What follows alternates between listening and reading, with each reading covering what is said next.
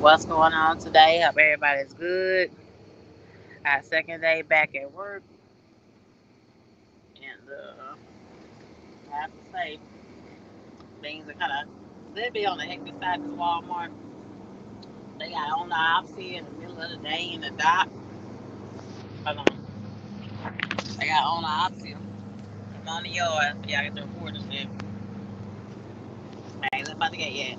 They got on the opposite in the middle of the day. Normally, y'all don't be here until maybe like 1, 2 o'clock in the morning. You know? We're gonna go and get started. I know everybody's talking about it. Talking about Trump signing this FMCSA thing. So hopefully my usual suspect, DBT Hill, Dirty Broke, KL Shay, Easy Trucker, and all the rest of you pop in. Cause I told you Trump was gonna do something about trucking. And I tell y'all said we ain't know this and we ain't know that. But we gonna go and get to it. Hold on.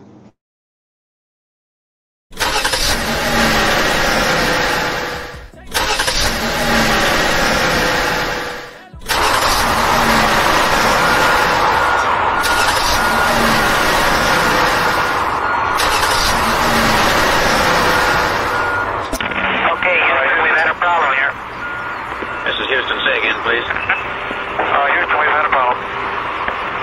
We've had a main beam bus undervolt. Roger, main beam undervolt. Okay, stand by, 13. We're looking at it.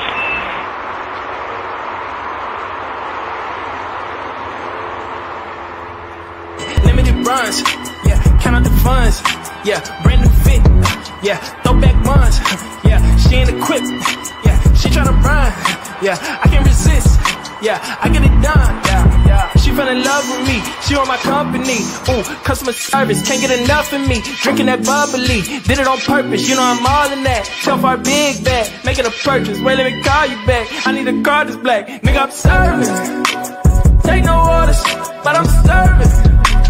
That little mama got me swerving. Look like it's working. Look like it's working. Serving. Take no orders, but I'm serving. That little mama got me swerving. Look like it's working. Look like it's working. Hey, you know I got flavor, can't explain where I get it. In the mirror, looking like a. It's my birthday, so I get what I want. I want you and I don't need everyone. I want your time and then some. Don't tell me no, then we got a problem. Piece of cake, I want, celebrate. Peach mimosas in the mall, presents wanna get. Don't tell me no.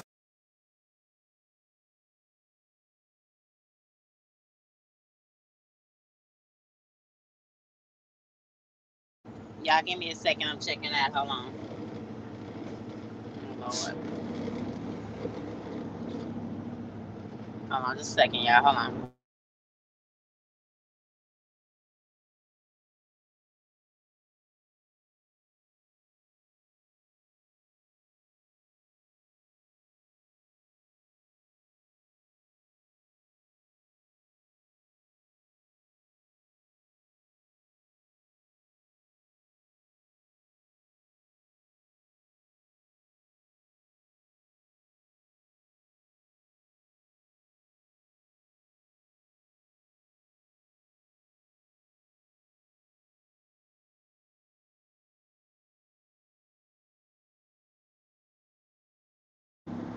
Hold on, y'all. They said I gotta turn back around. But what's going on? What's going on? How is everybody? Okay. Everybody talking about this FMCSA thing. For truckers. Well, like I told y'all, last year we had the same conversation. Remember? And y'all was coming in here, all y'all that was for Kamala. And Trump ain't gonna do nothing, and we don't know what he gonna do, and he's a rapist, and and on and so forth. Remember? And he ain't gonna do nothing for truckers. I say he was one of the main politicians that was constantly talking about trucking. One of the main ones, right? We had the FMCSA Association. They weren't even speaking up that much last year. Not last year. They spoke up in 2020 a lot in the Senate and the Congress House, and the House Representative for us, because things were shut down, and so much strict rules were set upon us during 2020 and half of 2021. But last year in 2023, no,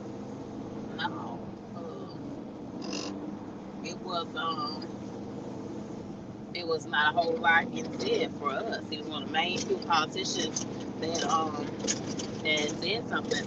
So this is my understanding of the act when I read it. The act means that they cannot add any more rules or any more regulations and stipulations, or just more strict stipulations on us for the rest of the year. That's my understanding of it. You got a different understanding of it, or I read it wrong. Mr. Theo, TL, DB, and all the rest of y'all just pop in and tell me. But my understanding is they just can't keep popping on rules. And they keep popping up fucking rules. It used to be a time where to do the sleep apnea test, to be some companies to have you be put on there for the sleep apnea, they send you to a facility now. It used to be they just checked you right then and there at the job. Remember that? Just checked you right then and there at the job. You get all saying for it. Now it's some stipulations for some of the companies where you gotta go to a facility to get it now. It used to be a time where hair follicle wasn't something that majority of companies are doing, and slowly but surely, hair follicle tests is starting to be a regular thing to do, which of course, is going to knock out a lot of the drops, right? So I want to hear from y'all today how you feel now. His ass ain't been playing no games. You know what I'm talking about? He been putting in people in office, maybe left and right, ever since Kamala in law. Right? Well, that inauguration was fun, y'all. They made so much fun over this inauguration. So much shit they made fun of. It was just fucking funny. Left and right. It was just crazy. Right? And Bezos wife, she up the whole breast showing. I said, oh, Lord. You women want high quality men. Y'all want high up men. But do you know what it means to be behind a man that's a real mover and shaker? That's a real leader. That's the true meaning of successful. Do you understand what that means? A lot of you girls want it, but you don't know what it really means. You know what it really means at all. You feel me? But they made all kind of damn fun this inauguration. They made all kind of fun. But no, I need to hear from y'all today. K.O. Shay, where you at? T, where y'all at? Come on now. All that shit y'all was talking, that Trump ain't gonna do nothing. Trump ain't gonna be for no truckers. Trump ain't gonna do shit for trucking, and he a businessman. Okay, he a businessman. A businessman is gonna be about business, and the biggest thing in the U.S. is trucking. Trucking is the biggest backbone of the United States. So what you thought he was gonna focus on healthcare, taxes, child support, and you thought he was gonna leave trucking off? You really did think that? That what y'all really felt like? Come on now. Hello. Y'all in here? See ya. I'm asking y'all a question. Okay, there you go. Derek Williams. Hi, baby. No, he's not for trucking. The truck. That question is, the link's right here, DB, baby. It's right top.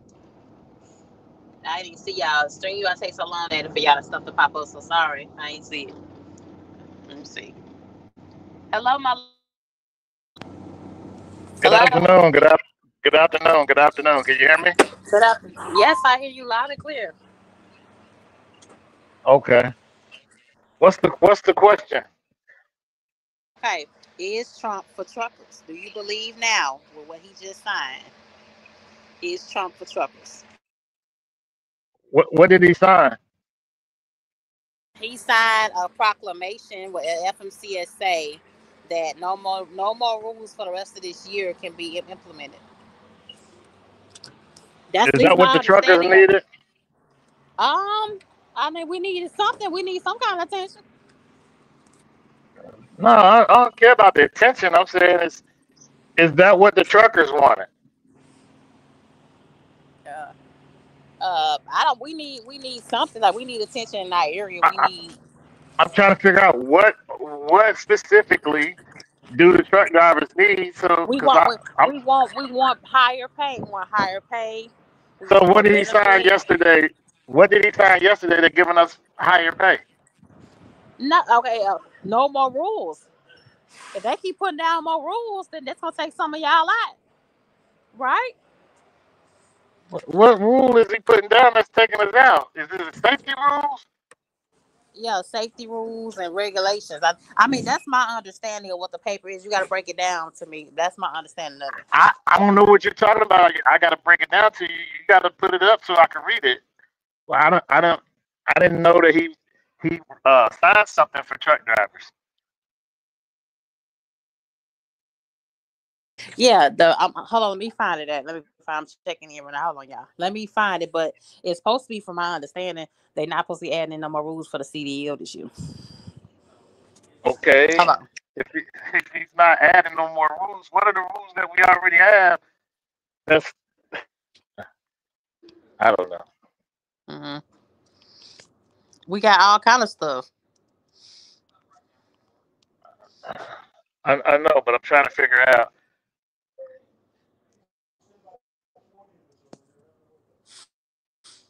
Shall freeze FSC regulated speed limits, brokers. Okay. So he's not implementing the speed limiters.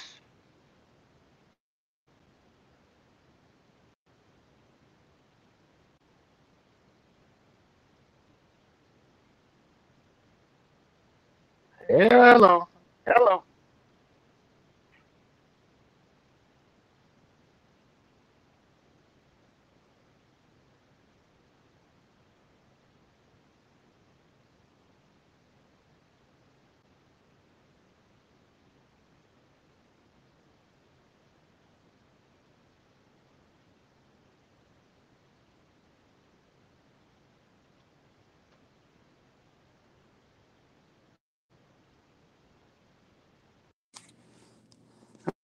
Okay. Okay. Tia, can you hear Uh-huh. me? Yeah, I can hear you. Tia. Tia. Yeah, can you hear me? It's for all. It's on. Yeah, the thing that he signs for the limitations on speeding, brokers, and everything else.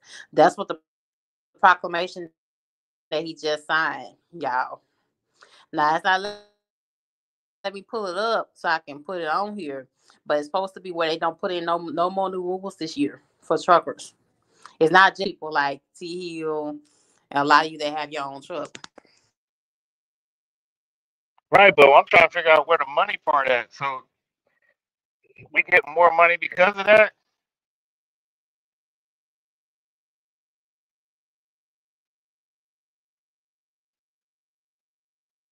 Hello.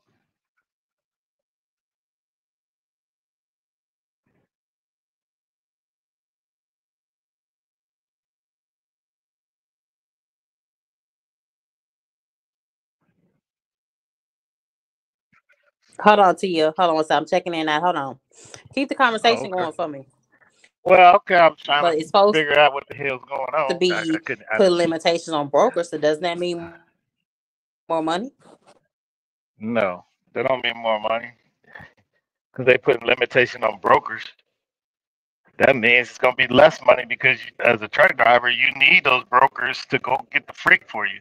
You're not calling these places on your own. You don't have time to do it. You got to drive a truck. So you need a broker to go look and source for you some freight so you can pick it up.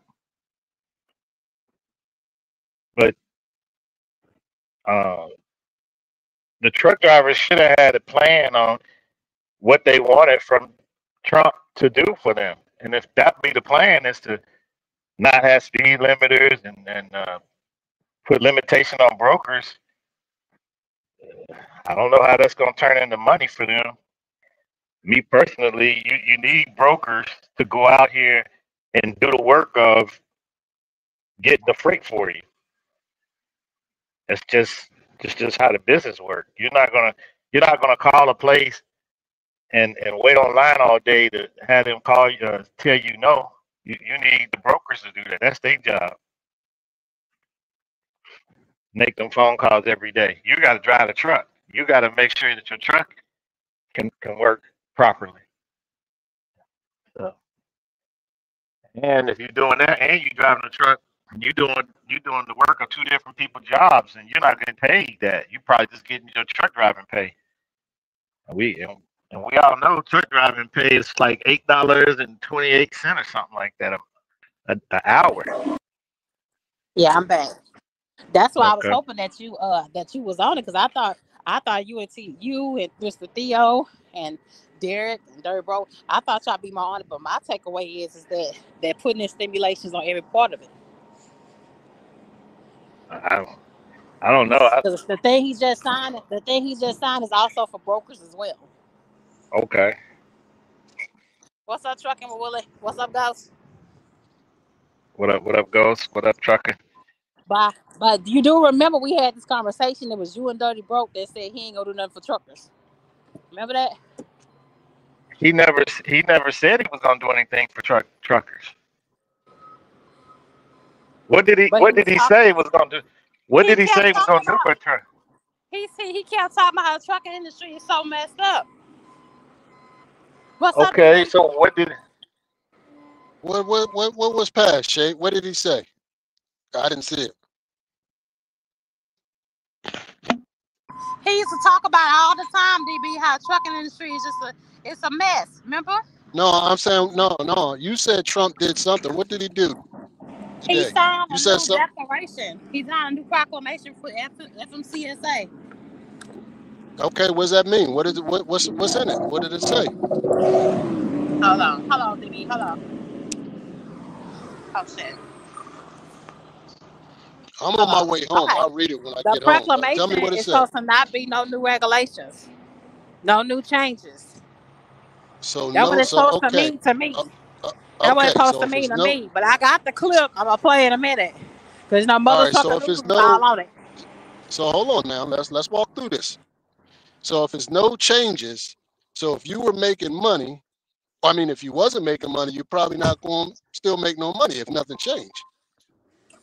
Or if you were making money, you're still going to be making.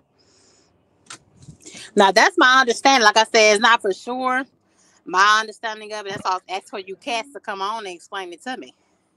But that's my understanding of it. But yeah, but your post don't say that. Come and explain it to me. Your post is saying something else. It's Trump for truckers. It's a question Right. mark. That's a question mark. But you, we don't know if that's you saying that. But you saying you want us to explain it to you. I can't explain that to you. I mean, I don't see him doing anything for truckers because I don't see the truckers asking for anything to Truckers have have him not been change. asking for anything. That truckers have not been protesting and boycotting for the last 2-3 years. Truckers have not been asking for nothing. What did they? So I'm asking you, what did they ask for? They asked for $1.90. Remember they asked for $1.90. Remember Right, that last year. but I go to the load board. I just told DB the load board has loads on there for $5 a mile. Where though? See, what you're talking about is just mainly the Midwest. What No, about the Southeast and the Southwest? but the truckers didn't ask for that. This is what I'm saying. The trucker I know, asked for Mario. I forgot to put it up there, but that's my understanding. I'm asking the truck y'all. drivers. You What's said y'all understanding of it? Well, I'm going by what you said because I didn't ask Trump to do nothing for me, right? I'm going by what you said. You said that the truck drivers were asking for $1.90. I'm telling you, I go on the load board. I don't see freight less than like $2.36. So that's more than $1.90. Last year they was protesting for $1.90. We talked about that. Yeah, they were, but that ain't had nothing to do with me. I wasn't out there protesting for $1.90 freight. Okay, but you're in one area. You're in one area. You're in one area. I need to have a broader scope here. I see, Maury. I forgot to put it up, David. Hello? But I got the clip from Yeah. Mother Trucker News. I got the clip from Mother Oh Trucker man, News. I don't want to hear no Oh, news from my them. I want you to read it to us. yeah, yeah, This is another YouTuber. I want to read from the FMCSA. right, Okay, you can read. yeah. Go look it up Because for I don't yourself and trust come them. back. We It don't. was in I your don't know where to go. it was in your title. This is your video. This your live feed. You're supposed to have But the no, news. I'm telling you, y'all always say I got it wrong. Whenever I do a lot of videos, I always say you got it wrong, Shay. Wait So that's No, why I'm no. a asking minute. a question. That's Hold why I'm on, asking a Shay. question. Why I'm asking a question Shay, is for Shay, trucking. you said no. You said when we came in the live feed that Trump did something, right? He signed a proclamation. That's what you said. We said, well, what did it say? You know what I'm saying? We wanted you to explain because I didn't see it. I'll look it up when I get to the house. I'm on my way to the house. What did it say? I don't want to go to go ahead. It was saying no new changes in trucking this year. That's what it basically says, from my understanding. How y'all didn't know this? Y'all supposed to be all up on trucking, all up on the news, politics, and Shake all World, that kind of stuff. we're driving. You know, I've been driving all night long. I just got done work. Right. I've been driving this morning, so I can't stop doing my job to go see what you're talking about. You just posted this, so we came to support your channel to see what you had to get say. the information, Get the news. information. But you trying to send us to another YouTuber? Like, no. Right. I don't get my information from YouTubers like that. I don't get my information from Asian Mind. Like, I mean, no, with all due respect, like, you know what I mean? I like to go right to the source. Hello? Yeah, I hear you. Okay. I'm the same way. I like to go straight to the source. I know how to. I guess we gotta go look this up. Yeah, I forgot to put it up, y'all. My bad. Oh man. Yeah, but I just want to get y'all opinion on what you think it really means. Because, like I said, a lot of times, y'all said last year a lot that he ain't gonna do nothing for truckers, and he's not gonna do nothing for the trucking administration. He's not gonna do this. He's not gonna. He ain't gonna do shit for us. Hold on. Who said that? You said y'all. Who's y'all? A lot of y'all. I don't remember who. But No. When you say y'all, I'm included in the y'all. You got to tell me what I said, because I ain't never say that. Okay, it wasn't never. You then. Well, you said y'all. Who's y'all? That's what I'm asking you. Who's the y'all? Who said that? A lot of you that got on here. Who? Can you say a name? I mean, I think T Hill was one of them. T Hill was one. What did I say? He's not gonna do nothing for truckers. Okay, and so if I said that, which I don't care if I said it or not, what it is that he's doing for truck drivers out of this proclamation you said he signed. No, you said no new regulations, right? So they won't let me pull it up right now. Right. Otherwise, okay. So let's just take this one step at a time. No new regulations. So if there's no new regulations and truck drivers needed a regulation to do something, which I heard them say they wanted broker transparency to stop brokers from taking too much money, that means no new regulations for the truck driver. So now you tell me out of what I just said, going to help the truck driver get that. Because what you're saying is Trump said no new regulations. Okay, but what they're saying is that there's no new regulations in place. They're going to put a stamp down on things that's already happening, right? If they say we're not going to if they say we're not going to add on nothing new to the FMC, except we're going to focus on the problems at hand, is that not what that means? I don't know. No new regulations. That means nothing is being done. Okay. No new regulations. See, so he's not implementing something that's going to change something, right? Right. That's what that means to me.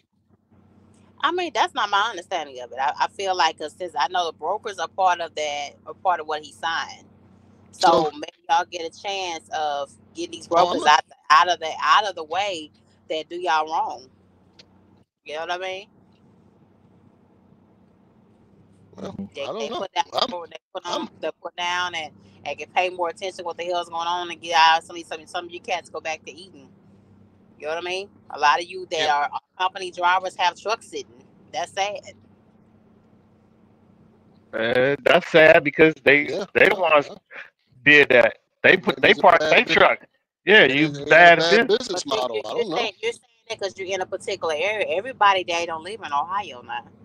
Everybody in I trucking didn't don't say live in Ohio. I didn't. Where you get that from, Shape? I never said that. Whatever you just said, I never said that. She When we just be talk making about this stuff kind of up, stuff, man. you She would be think about making stuff up. She said, Hold "Yeah, on. why you say She that?" be making stuff up. She said, y'all. You She say said, y'all I, She then you said, say I. Everybody So don't do this and that. I don't feel that. I don't do this, and I'm like, okay, we need to have a broader mind.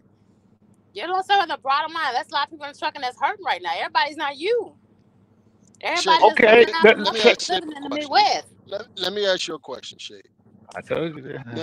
Now you voted for Trump because you said he was going to make trucking better, right? That's what you said, right? He's the only one that was talking about trucking. Right. Now, so what I'm asking you is, what did you want him to do?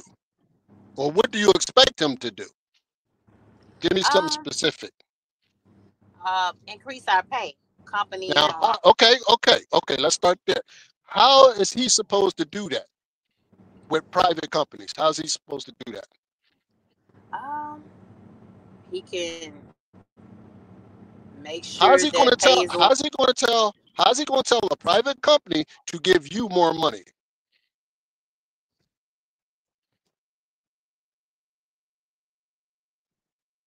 My bad. Hold on, DB. I'm checking that. Hold on.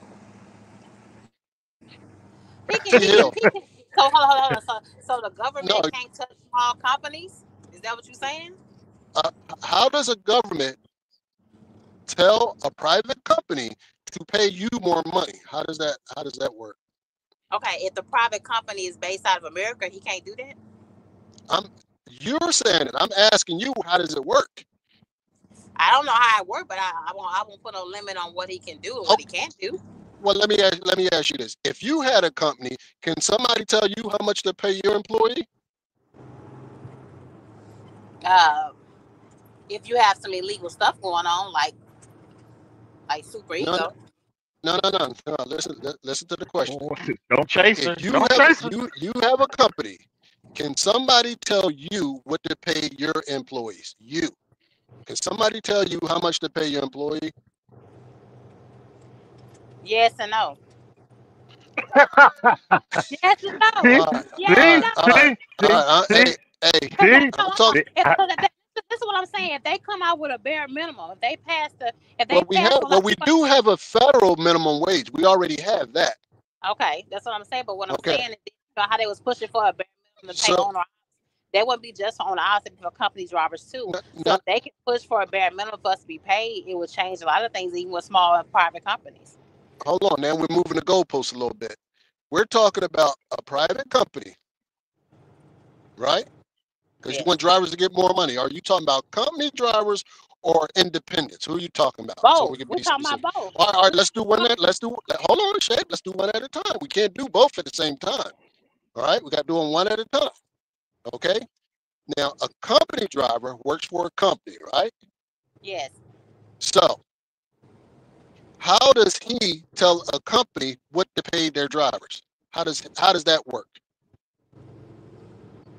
Well, since everything in CDL is government and state regulated, he can implement a minimum pay. Well, we already have a minimum wage. Okay, so he can change that. He can change that. But what's excluded from that, though? I don't know what's excluded from that. Oh, okay. Well, tell us what's excluded from. You haven't been listening. You haven't been listening to T. Hill, have you? Yes, I have. All the time. Oh yeah.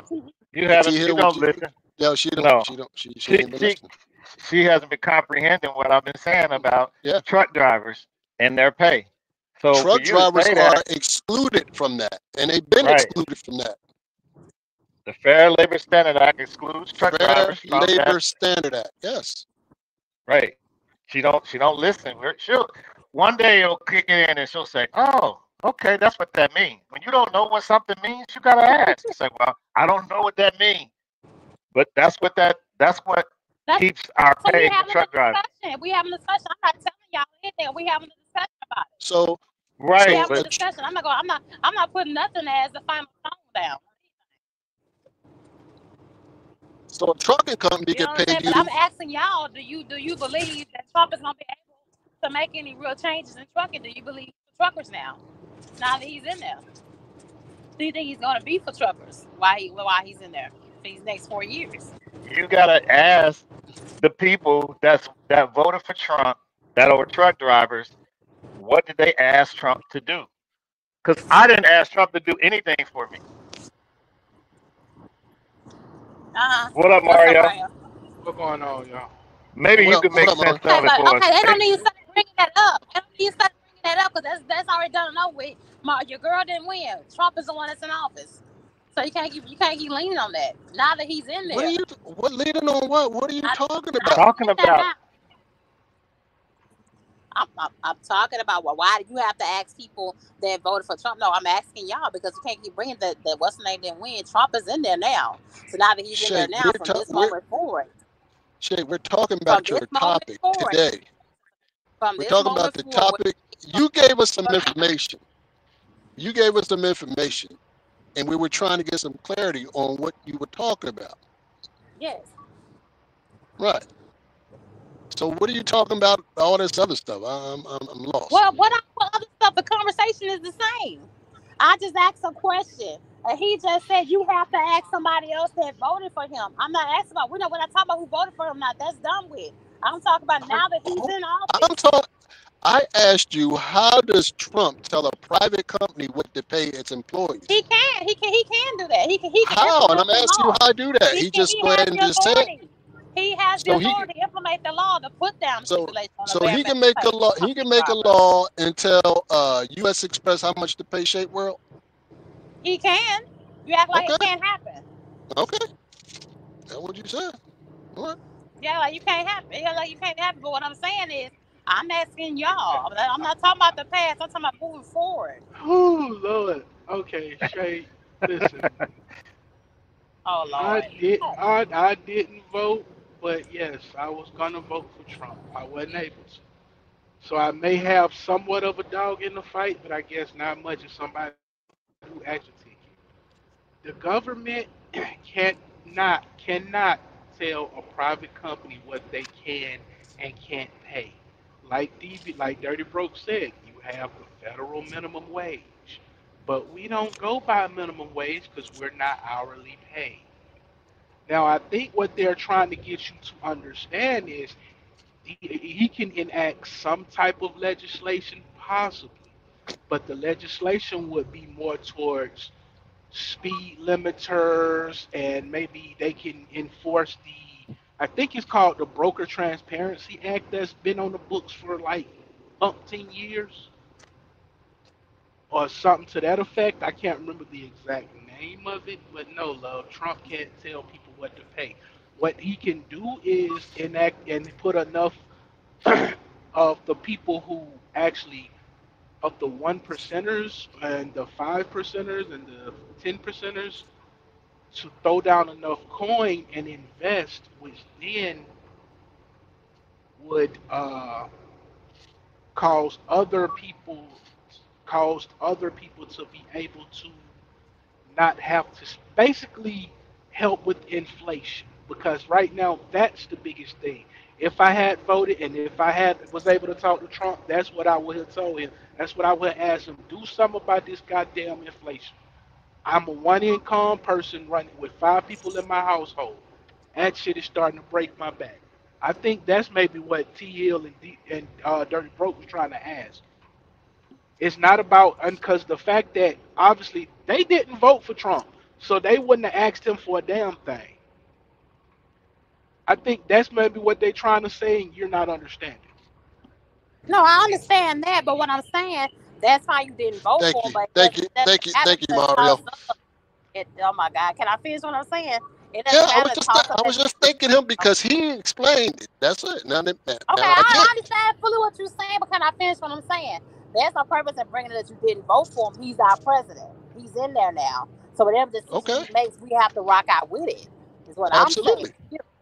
Okay, Shay, but what I'm saying is, Shay, not to cut you off, love, but I need you to listen to understand, not listen to respond. Right now, you're being so defensive. You're not listening to anything that they're trying to say. I literally translated to you what they were trying to say. Now, did you receive what I just pretty much translated I just to received you everything from you them? said. Thank you, and I thank you for giving what you gave it. But what I'm saying is, now that he's in there, I don't need to be brought up like that they didn't vote for. We know who they didn't vote for. We talked about it for months. Hmm. You understand what I'm saying? But I'm saying moving forward for the next 4 years, Mario, T Hill and Dirty Broke, do you think he's gonna bring about any real change? For truck drivers, For truckers, period, baby. For truckers, period. not directly, maybe indirectly, but not directly. Like I'll give you an example, right? And this has happened before under Trump, right? He can give tax incentives, right, for companies, tax breaks. You know what I'm saying? And hopefully that they'll respond and give that money to their employees. Like that could be done. You know what I'm saying?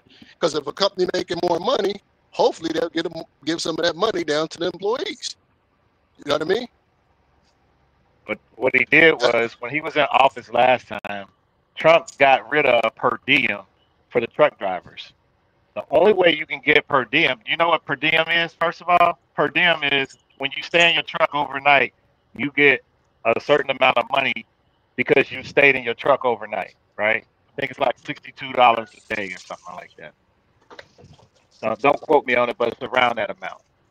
So Trump took per diem out of the tax code for truck drivers to even be able to use that to lower their tax burden.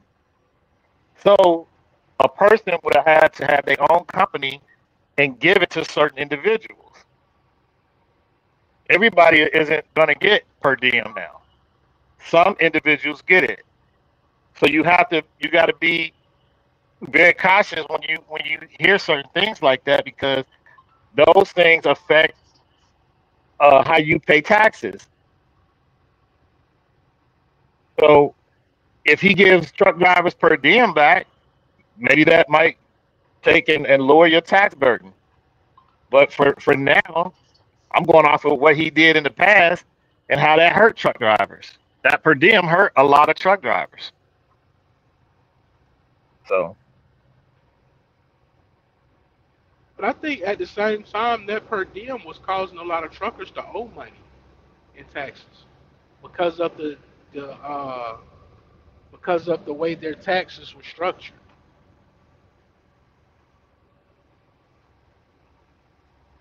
Don't quote me on that. That was just my understanding from what I've seen. You know well, where I that are can would you be find like it a on? at? You know that where would can be I like a find it at, personal Mario, what I'm filing saying? thing. That would be a personal filing issue. You know what I'm saying? If you Yeah. file it, per diem as a driver, as a company driver, if you owe, that's something you did. That wouldn't have nothing to do with the per diem per se. That's something you did or didn't do. You know what I'm saying? When it comes to your taxes. Yep. Yep.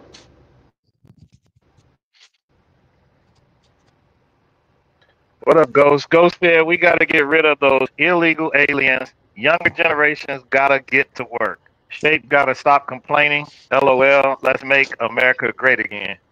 I don't Okay. complain like that. So we having a discussion.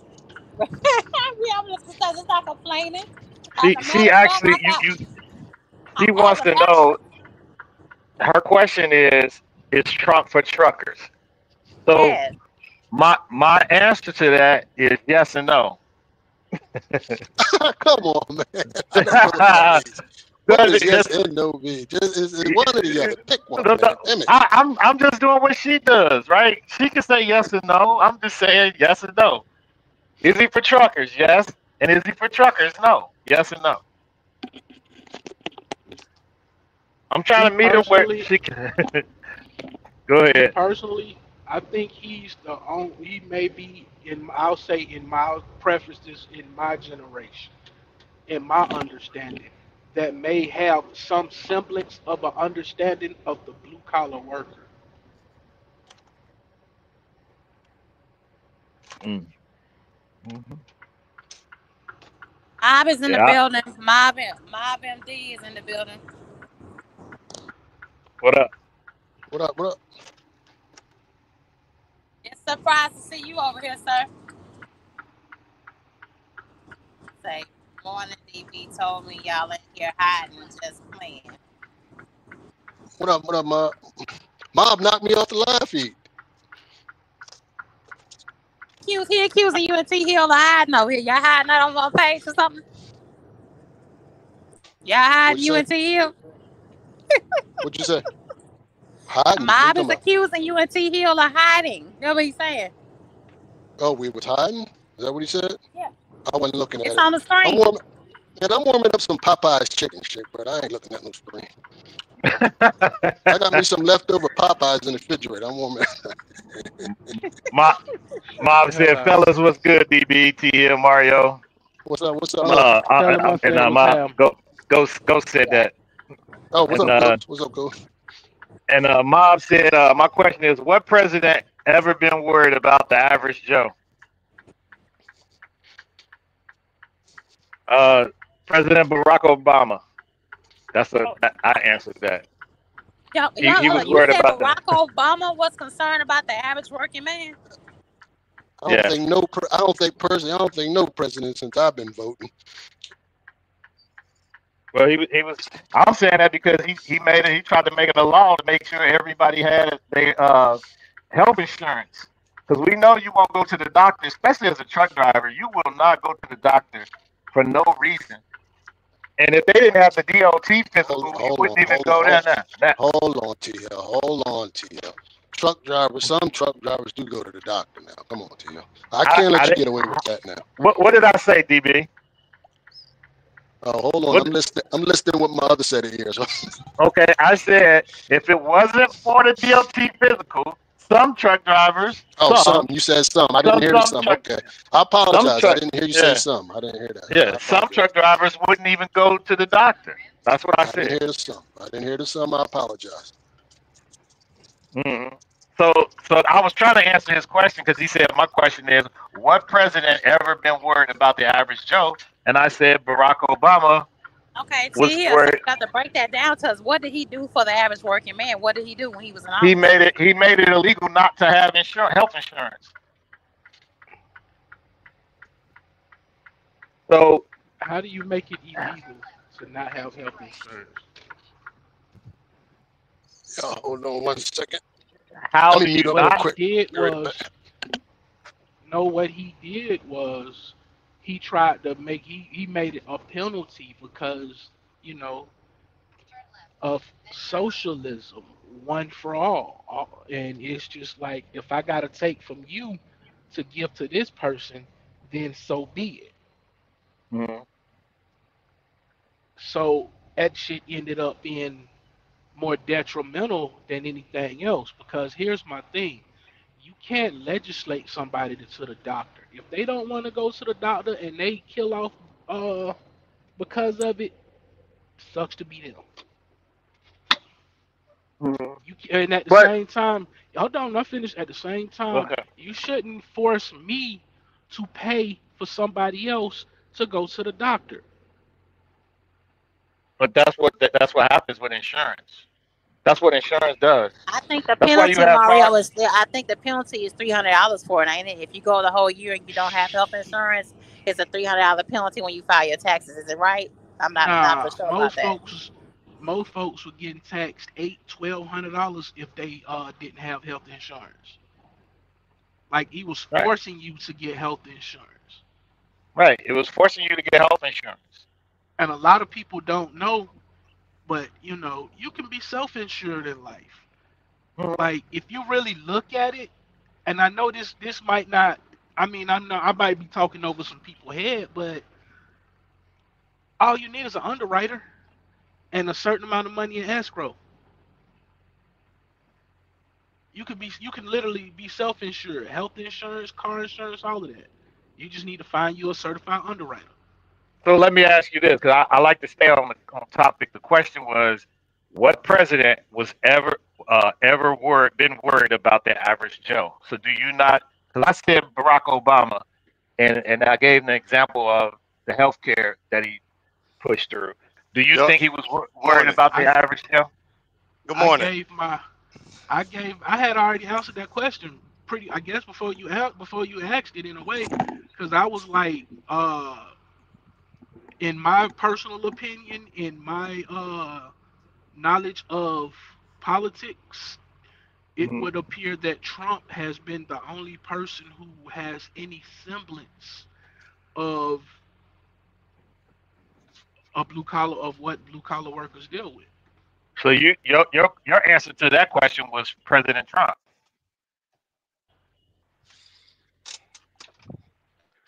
correct? I said so much because let's be honest, like I, I, he ain't. Y'all can hear me? My audio good? yeah, we can hear you. Yeah, morning. I just didn't want to stop blurring out words without greeting everybody. Morning, fellas. Morning, Miss Shake World. So, Yeah. so go Well, ahead, Ma. afternoon. I'm What you got to sorry. add to the conversation? Do you think Hello. Trump is going to be for truckers? Am I back? I don't know if I'm Yeah, back. you back. Do I think Trump is going to Okay, be for good. All truckers? right. I'm kind of the last person to ask that question, so I haven't been keeping track of the industry. I just came on here to rebuttal the he made it illegal for health insurance. So what Barack Obama did when he bring about Obamacare, he did have everybody forced to be on insurance, but if you did not get a health insurance, there was a penalty at the end of the year for it. Mhm. So who out of that wouldn't have been able to get health insurance? The average Joe, right? Because that's what your question. Independent contractors. The average. See, this is the thing. You said the average Joe. Do you think? Hold on. You said the Go ahead. average Joe. To me, an independent contractor is not average. So let's have a definition of the average Joe. What is the Okay, yeah, average because Joe? you said that. Yeah, you tell me. You put it up there. The average Joe is anybody under $100,000. Okay. That's why I consider the average Joe. It could be W-2 employee or independent contractor, aka small business owner. Okay. That's why I consider the average Joe, because we always look at the echelon of financial freedom at the $100,000 mark and above, because it's a Okay. small percentage that makes $100,000. So that's why I All right. consider anybody under 100,000 average Joes. Okay. I don't agree with that, and this is the reason why. It's because if you're an independent contractor, you have the ability to make as much money as you want in this country. The sky's the limit. You But when you what? work for somebody, your salary is capped. I agree, and I don't agree with that really. It depends on what you're offering, because you can always as a W-2 employee, you can always go to other companies. I didn't say you couldn't. I'm just talking about the average Joe, the meaning behind that. You said an independent person and a W-2 person are considered an average Joe based on the amount of money that they make. And I said I disagree, because the fact of it is, if you're independent, you can make as much money as you want to make. So would you consider a high earning W-2 individual as an average Joe? No. And I wasn't talking So about that. I was talking about a person that's that what. could not afford health insurance. I use that as my litany of testing. I use that for that purpose. That's why I said Barack Obama created a law to make it illegal not to have health insurance, and I was using that as the reasoning why is because I think he was thinking about the average Joe, meaning a person Okay. that works for W-2 that couldn't afford health insurance. Okay. So if But that somehow a goes back W-2 to you work employee, out. hold on. So when you go back to a W-2 employee, because we're sticking with W-2 employees as the average Joe, regardless of how much money they make. There's some average Joes that made 30-something thousand a year. There's some average Joes, by your definition, W-2 employees that can make 250,000 a year. An No, employee. they wouldn't be considered average Joe if they're All right. making that kind of money. All right. That's why I asked you, would a high earning W-2 be still considered an average Joe? And you said No, yes. no.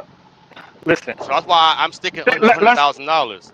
I know, So but this is the reason why we're having this problem is because you said the word average. You know what average yes. is in truck? The average in truck driving, because you're saying Joe is just a name, but it's not that person's name. So you say average Joe. So you're saying somebody that is average, meaning an Yes. average worker, right? A average worker.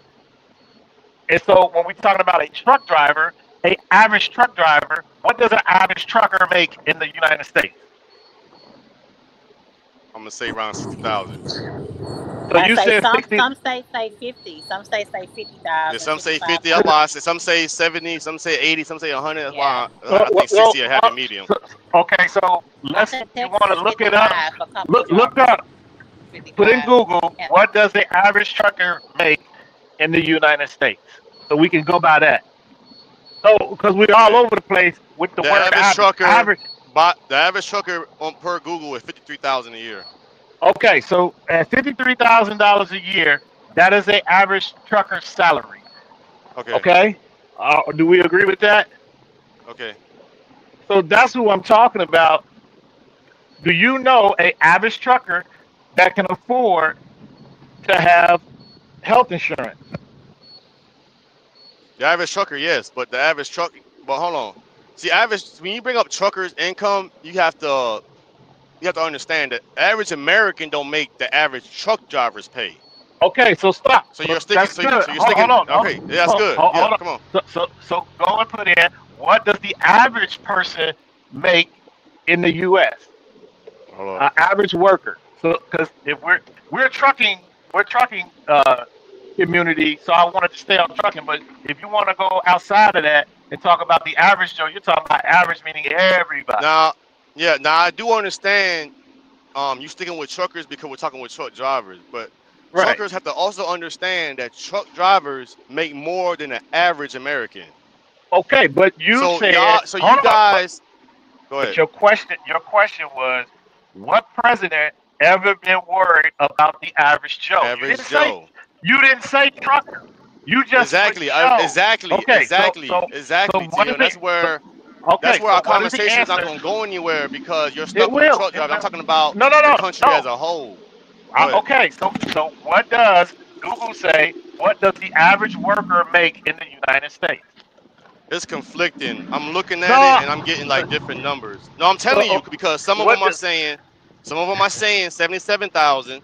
Some of them are saying 56,000. Some of them are saying 47,000. That's why it's conflicting when I Googled it. Okay, So it's so you different. So, Googled it. but So but let's do the what? this. But what I see what I'm seeing the most of is the medium annual earnings for all workers, people aged 15 and over, was around 47.9. Okay, so let's go with that. Okay. So do you think out of all those people making 47.9 that they can afford health insurance? It depends on their living situations. I just asked a yes or no question. You're going to throw. You can't answer that question because everybody's scenario is different. You have somebody at 47.9 with no kids, no responsibilities, and somebody at 47.9 with 4 kids and a wife. But you're asking a average. That's what you're asking. All And right, so the average is I was trying to walk you down on to the why I came average. up I'm with my. just based off income. Just based off income. I don't know. It's subjective.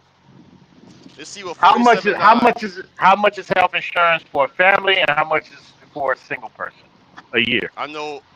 I know for families are more expensive than it is for individuals. I know that much. I know my Mhm. health insurance alone, when I was an employee, I was paying like maybe $200 a month.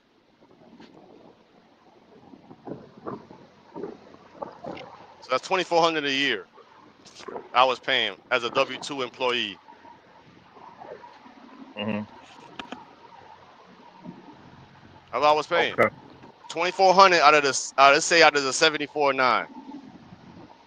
Mhm. Do you think that's affordable, Oh shit, I was on mute. I said you said that was a single mom? sir? That was single, you said? For a single individual, Oh, okay. 47.9. I'm Do you trying to think talk and I 24? was on damn mute. Do you think $2,400 a year is affordable for health insurance at 47.9? Yes or no? You talking about It's a that's yes. annually? That's annually?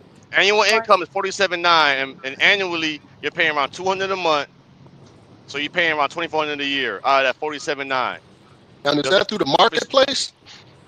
Yeah, that's kind of expensive. Was that through the marketplace? Was a ringer Y'all right hear me? now. Yeah, we hear you. We No. just Yeah, I'm sorry. gotta I wait put for both it. my phones on Do Not Disturb. They both ringing. My bad. No. I'm trying to find out, is that through marketplace, that number you was quoted? The marketplace? I just Yes. only thing I can speak on is what I paid for health insurance was $200. It was around $200 a month during that No, time. I'm asking you, did you get that through the marketplace? I got that. I was a W-2 employee at that time. I got through the employer. So you got it through the company, right? Through the employer. Yes. Okay. Because now, if you go through the marketplace, that's going to be based on your income of what you're On your going to pay. income. Right. Now, through the marketplace, how much is your health insurance at $47,900 being your income? I don't know. Now it's going to have some factors in there, so I don't know. You What actually factors? have to put What factors? Well, I don't know what factors, but I know what factors won't be in there. It's going to be if you got how many kids you got. Is your income. Exactly. Kids Hold on. are DB about to answer it. children. He's answering it. What is it, DB? One of the factors is going to be if you got kids or not. Exactly. One of the factors is going to be about kids or not. The other factor is going to be if you have a dependent or not, aka spouse. Mm-hmm. So that's why I say when you ask that question, that's a very broad question because everybody's scenario is different. So $47,900 to an individual with no kids, no wife, it would be more money to somebody with 5 kids and a wife, or 3 kids and a wife, or 1 kid and a wife. That $47,900 is different. Mm-hmm. So that determines if that $2,400 is affordable to that family, to that individual. The individual may could pay that $2,400 a year off that $47,900. We haven't even talked about rent yet, or bills or anything yet. Gas, car note, anything about life yet. We're just talking about health insurance. We already knocked your $47,900 down to $45,700.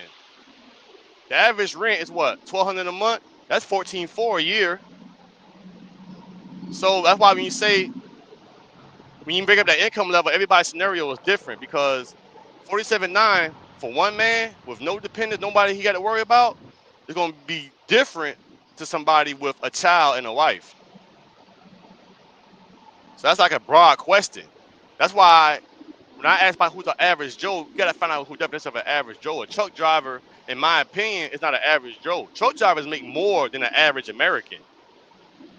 Even per Google, y'all make more than $8,000, $8,100 more than an average American. So y'all already on the upper echelon when it comes to the average American based off income. You know what I'm saying? So my definition when they ask who's the average Joe, it's anybody under $100,000 a year. Because if you say the average Joe is a W-2 employee, they're W-2 employees making $250,000 a year. They're not average Joes. So you're talking about somebody, but you're talking about somebody below 100,000. Below 100,000. Yes, right. sir. So again, I was talking about President Obama creating a law to help the average person. Okay, he did create a law to be able to get health insurance for the average person. But so that answered my question. Okay, but what he also did, but what he also did was not give the citizens a choice. He forced the citizens to get health insurance because if you did not get health insurance, you got penalized at the end of the year on your taxes. Right, but that wasn't the question. The question was, what president has ever been worried about the average Joe? Okay, Daddy. Okay. You said Obama. That was a you quick said answer. Obama Obama. through the health insurance, and we just brought up how that law may have been intended for that purpose, but he also hurt Americans with that law also. I didn't say that he did hurt them or he didn't. We were saying was worried about the average Joe. He was so worried about him, he created a law to help him. Okay, so if right. Hello. Yeah. Hello. Yeah, we hear you. All right. It's like everything is trying not to make me get this message out, boy. Oh shit.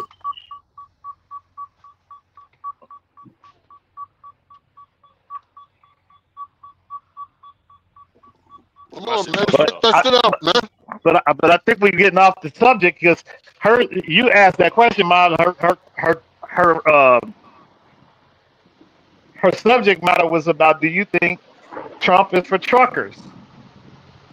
Yeah, truckers. I don't know. I can't even answer that question. But that's what we're talking That was about. the That's what we topic of the want. That's the discussion. topic, right? Yeah, and I was just rebuttaling your statements you made. That's all. Right. That's because you wrote that in a. I was reading your question. You said my question is, what president ever been worried about the average Joe? I was responding to Yes. that, but that ain't Yeah, had nothing to do with her. and the only reason why I even respond to that, 'cause I didn't bring it out of anywhere, but somebody mentioned about what president care about the average American. That word was said on this platform. That's why I said that in the chat. I didn't Right. just bring it up out of nowhere. Right. So But all I'm doing is rebuttaling. right. But as in Trump is for truckers, I mean, yes and no, maybe. We'll see. See, that's the thing. We're gonna get this yes, What no, yes and no maybe. mean? What that mean? Yeah, What that yes and no means mean? yes for some things, no for other things. That's what it has to I mean when you see say yes or I no. see him wanting to bring more manufacturing to America, which will entail bring more freight to truckers, which will create a bigger volume of freight, which will bring the truckers more money. That's why I say Bingo. yes. That's why I say yes in a way, because he is for manufacturing, infrastructure, everything to be in-house. He doesn't want to outsource shit. That outsourcing shit is cool, but what you're doing is limiting what we have here. Flatbed freight is majority manufacturing. We don't pick up shit from warehouses and shit. We picked up shit from steel mills, from the wood shops, from the people that's actually making the products. He wants to bring manufacturing back to America. So yes, that will help truckers. Now, why I say no is because is he making any laws making it easier for truckers? As of what I heard so far, no. So that's why I say yes and no.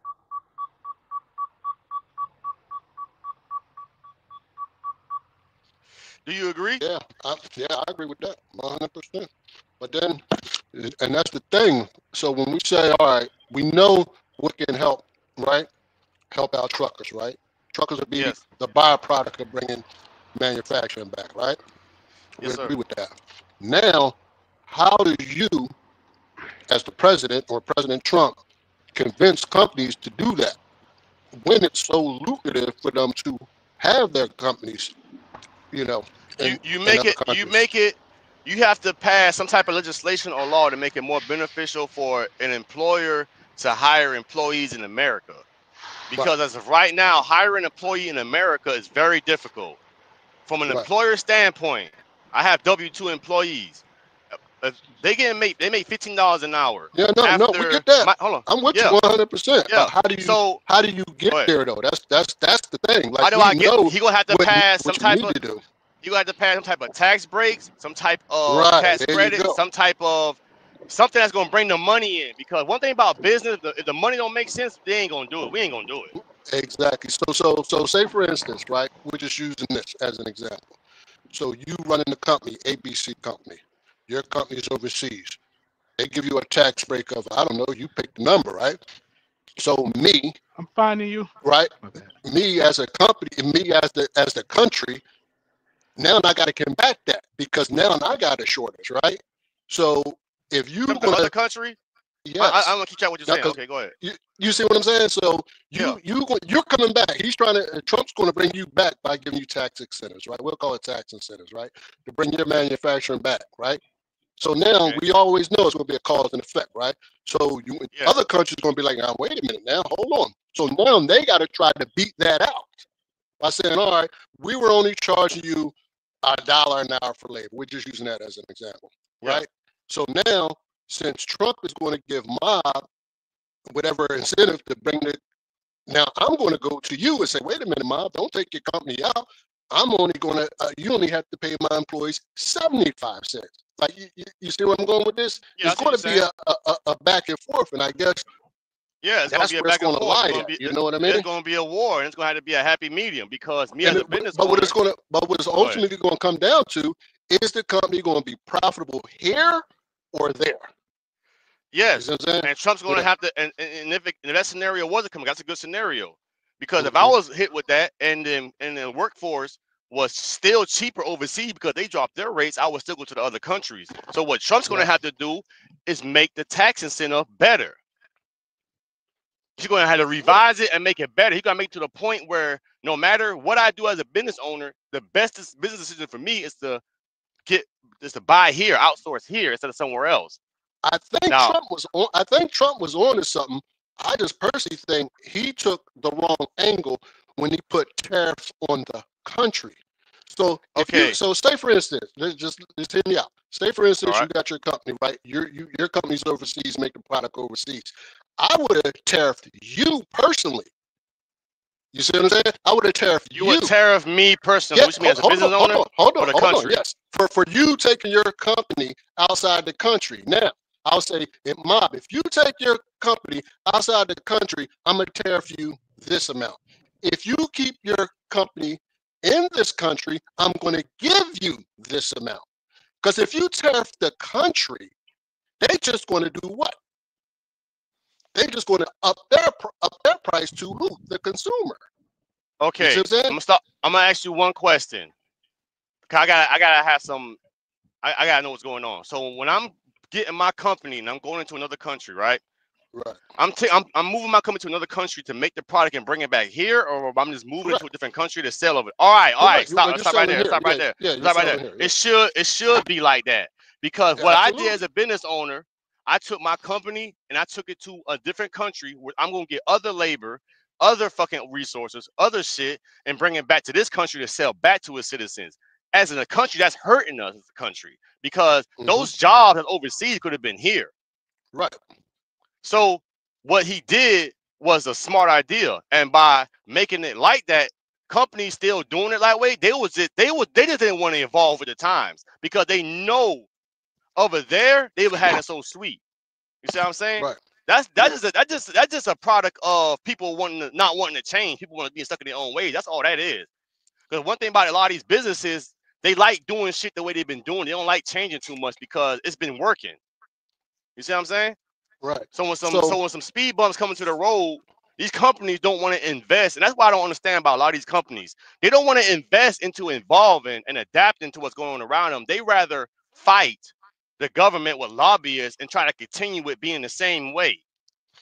You see what I'm saying? Right. They still they still spending the fucking money, but they just spending the money on not keeping it here, which I don't understand.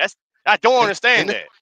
And this is what I think I would do, right? If I was the president, I'd say, okay, like I said, Mob, if you going to take your, and this be it for any company, and you can do it individual, like you don't have to just make it blanket. I'm doing it individual. I said, okay, if you taking your company outside the country, you're going to pay a tariff. I'm putting a tariff on you for taking your company out.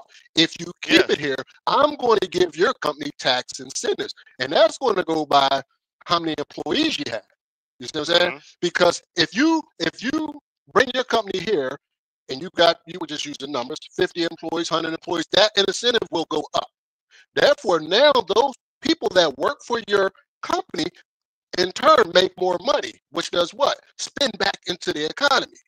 Exactly. You see what I'm saying? But if you just say, hey, I'm going to tariff China, what is China rebuttal? What are they going to do? How are they going to combat that? You know how they're going to combat that. They're going to try to starve us. They're going to try to keep us. They're going to raise the price. They're going to raise the price up because you're going to put the tariff on China. China say, okay, now those employees or whatever you got there, it's just going to be X amount of dollars. It's going to be more. Like we're not paying it. It's just going to go. All right, now check this out. Do you know what America need to do? What's that? America needs to say, China, fuck you. You don't want to give us our shit no more. You want to raise the price? Well, fuck you. We'll make it ourselves. That's what we need to do. Because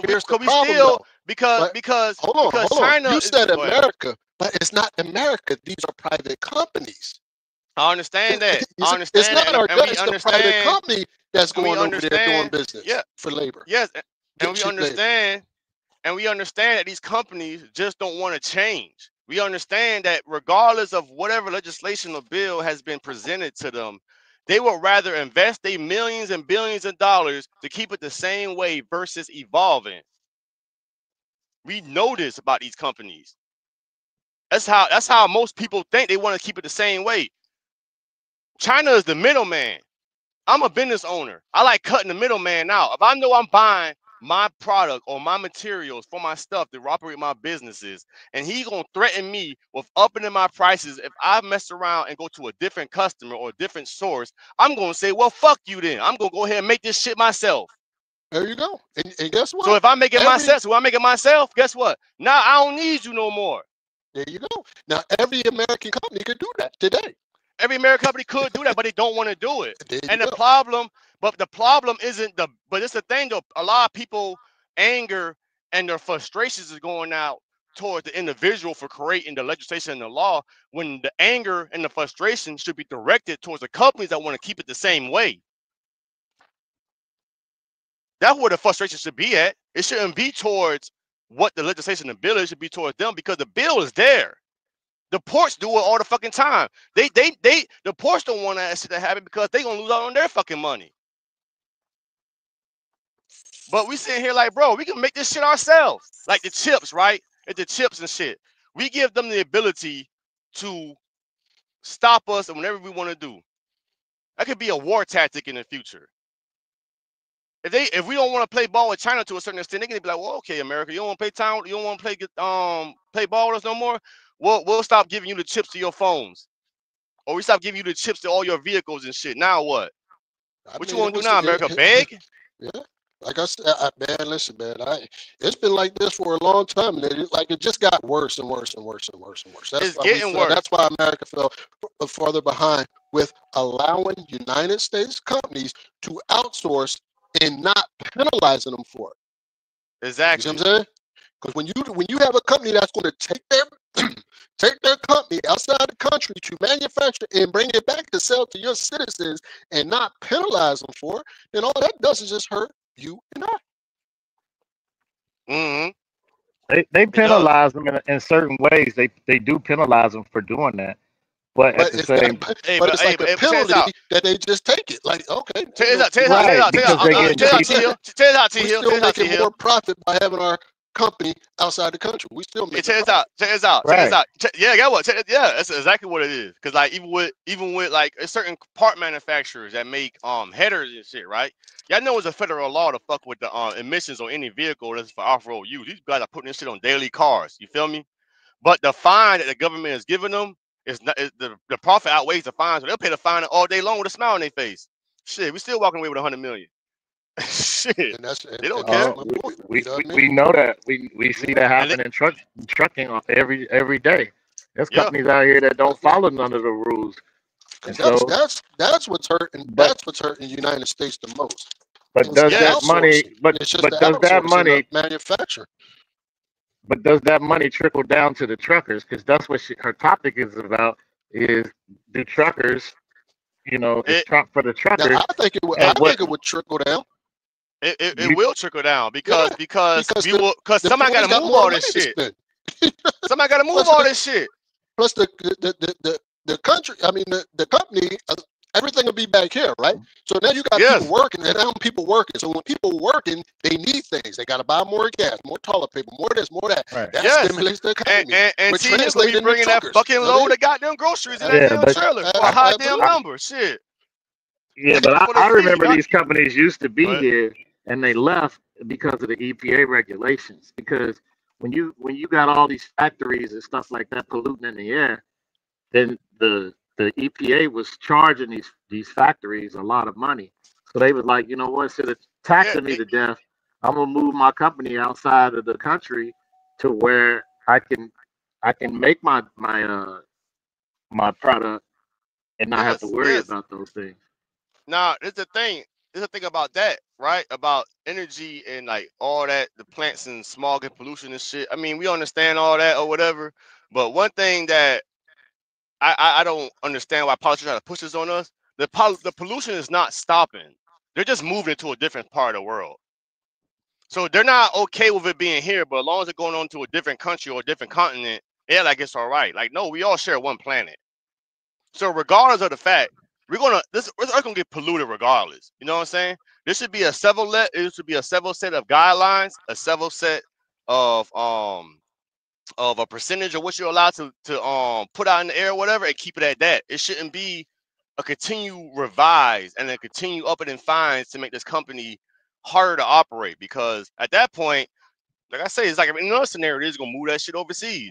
But the pollution is still going on. Like the pollution hasn't stopped. It's still going on.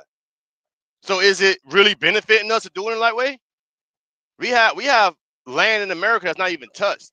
Millions upon millions of square foot is not even being touched. Why aren't we utilizing those for these factories that are putting them next to us? Like fucking factories next to a population of 100,000 people. Why is it like that when you have places like Montana, Wyoming, and stuff? It's like, you know, this is my opinion. Maybe it's a geographic reason why. I don't know. I'm just saying. I'll give you a reason, Mob, because you were a truck driver. Most of the people in here are truck drivers. Is because now you got to transport it back to the population. Exactly. You know what I mean? So that's another, you know, that's an additional caveat to it. So it's the like, company. Yeah, you're right. To the company to try to get that product back to market. It could be out in the middle, you know, east of Blip some damn where, but they still got to get it back to the consumer. You know what I'm saying? How much percentage? Truck drivers ain't gonna haul it for free. You know what I'm saying? How much you think a percentage of Pennsylvania is actually habitable? Not I'm gonna say habitable, but actually like being used, like having like cities and shit over it. I have no idea, bro. I don't know. Do you think it's about 30%? I don't have a clue, bro. All right, I'll speak on Georgia, right? Georgia has Atlanta, Macon, Savannah, Valdosta. That's about it. Everything else is just land. Oh, and my bad. My bad. And Augusta, you know what I'm saying? Everything else is just land. Why are we putting a nuclear plant right by Atlanta? We could put that bitch right in the middle of fucking Reedsville or some shit, or somewhere in the middle of fucking nowhere. But you sticking that shit right by a major city. Same thing with Maryland. Maryland has what? Baltimore. What else about Maryland? It's a bigger city. That's about it, right? Maryland got a lot of fucking land that's not being used. Why the hell are they putting all these manufacturing shits, these ones that's polluting all this fucking shit in the air right by fucking Baltimore? That's what shit I'm talking about. I don't know. It's gonna make a happy medium to this shit. There's too many moving parts for this shit, but when you start thinking about that shit for real, there's a lot of moving parts. To find a happy medium is almost impossible when you think about it.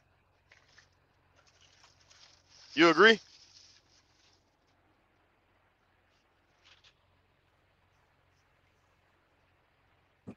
What you say, Ma? What's moving parts? It's a lot of moving parts when you think about it. Just everything. When you start thinking about it, when you start breaking it down, it's a lot of moving parts. Like a lot of shit has to be like in sync for it to work a certain way. And I don't think that, man, that shit, when you start breaking it down and start thinking about it, that shit kind of impossible to really perfect. When you think about it. Like damn if you do, damn if you don't type scenarios.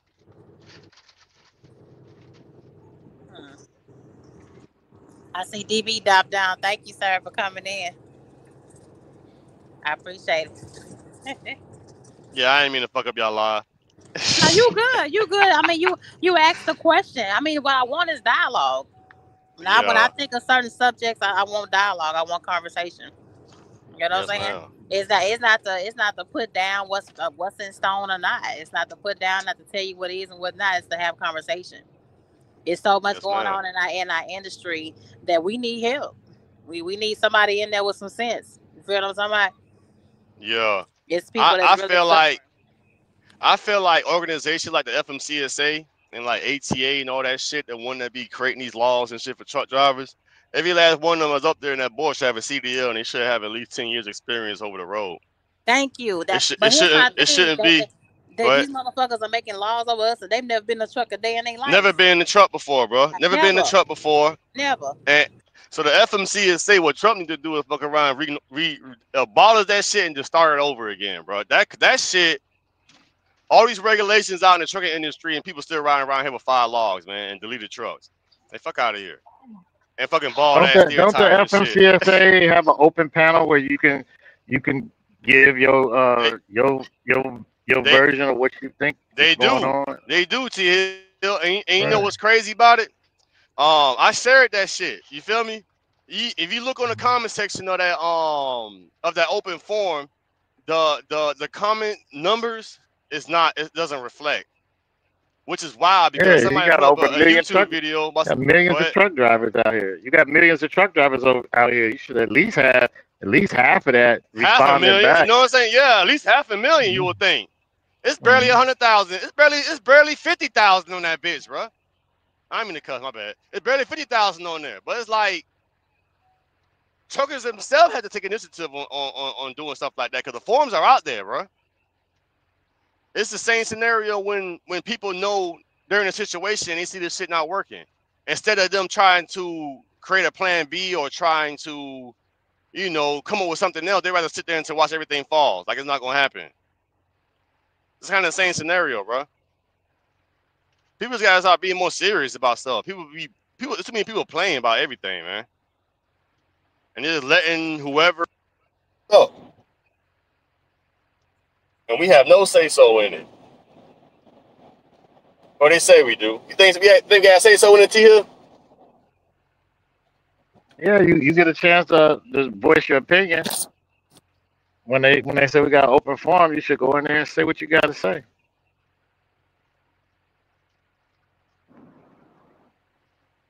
Yeah, but they don't be listening to nobody because they video that when they let people stand up and voice their opinion, what's going on when they have those particular meetings. They listen to them people. They rush them people on. Sometimes they don't be listening to them people. So you think it's a waste of time? I mean, you go. You know, if you're somebody that's deep into the industry, if you have your own trucking company, you have like 10, 20, 30 trucks. Go. I But mean, even if you don't, you're a truck driver. You got a CDL license. You don't think that you can go there and explain to them what really is going on? Because for me, I think we need a bigger infrastructure. Because I see that we have a need to still move a lot of stuff, and we can't move it all because we don't have the infrastructure in place for truck drivers to come into this industry to be safe, to have a good place to park. People still parking on the side of the highway, Yes, bro. yeah, that's right. right? So what? People, I heard Atlanta just yesterday, truck drivers got out their trucks and walked away. How are you doing that? You leaving your truck in the middle of the All right. I gotta stop. All right, bro. I know that shit was out. That's fake news like a motherfucker. Everybody on, bro. We already debunked that, bro. Amongst the truck drivers on Savannah Port Group, we already debunked that, bro. It was guys out there, bro. Nah, man, you're not abandoning your sleeper, bro. Like fuck out of here. Like the guys in the day cab. Nah, they said they did. That's fake news. That's fake news like a motherfucker. That shit. All the evidence is on Savannah Port Trucker Group. There was guys out there the whole fucking time, bro. They record all that shit. That news is bullshit, bro. That story is bullshit. Let me ask you this. So what is it going to take for people like Trump to come in and build the infrastructure that you're talking about that we need? What's it going to take? He got to spend the money. He's got to make it profitable for these companies to do it. Yeah. He's a businessman, right?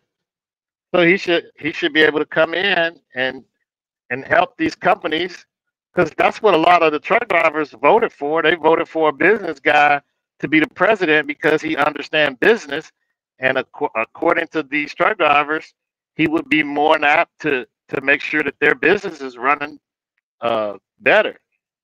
So that's what I'm looking at. He's got to make it profitable for them to come in and do the job.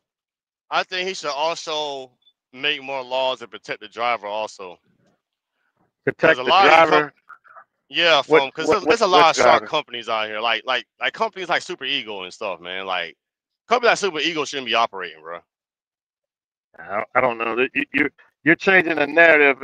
You're going down some type of road, but he's talking about what should Trump do? Yes, yeah, I know. I got a suggestion. What he could do. I got a suggestion that will stimulate this economy, get everybody buzzing again.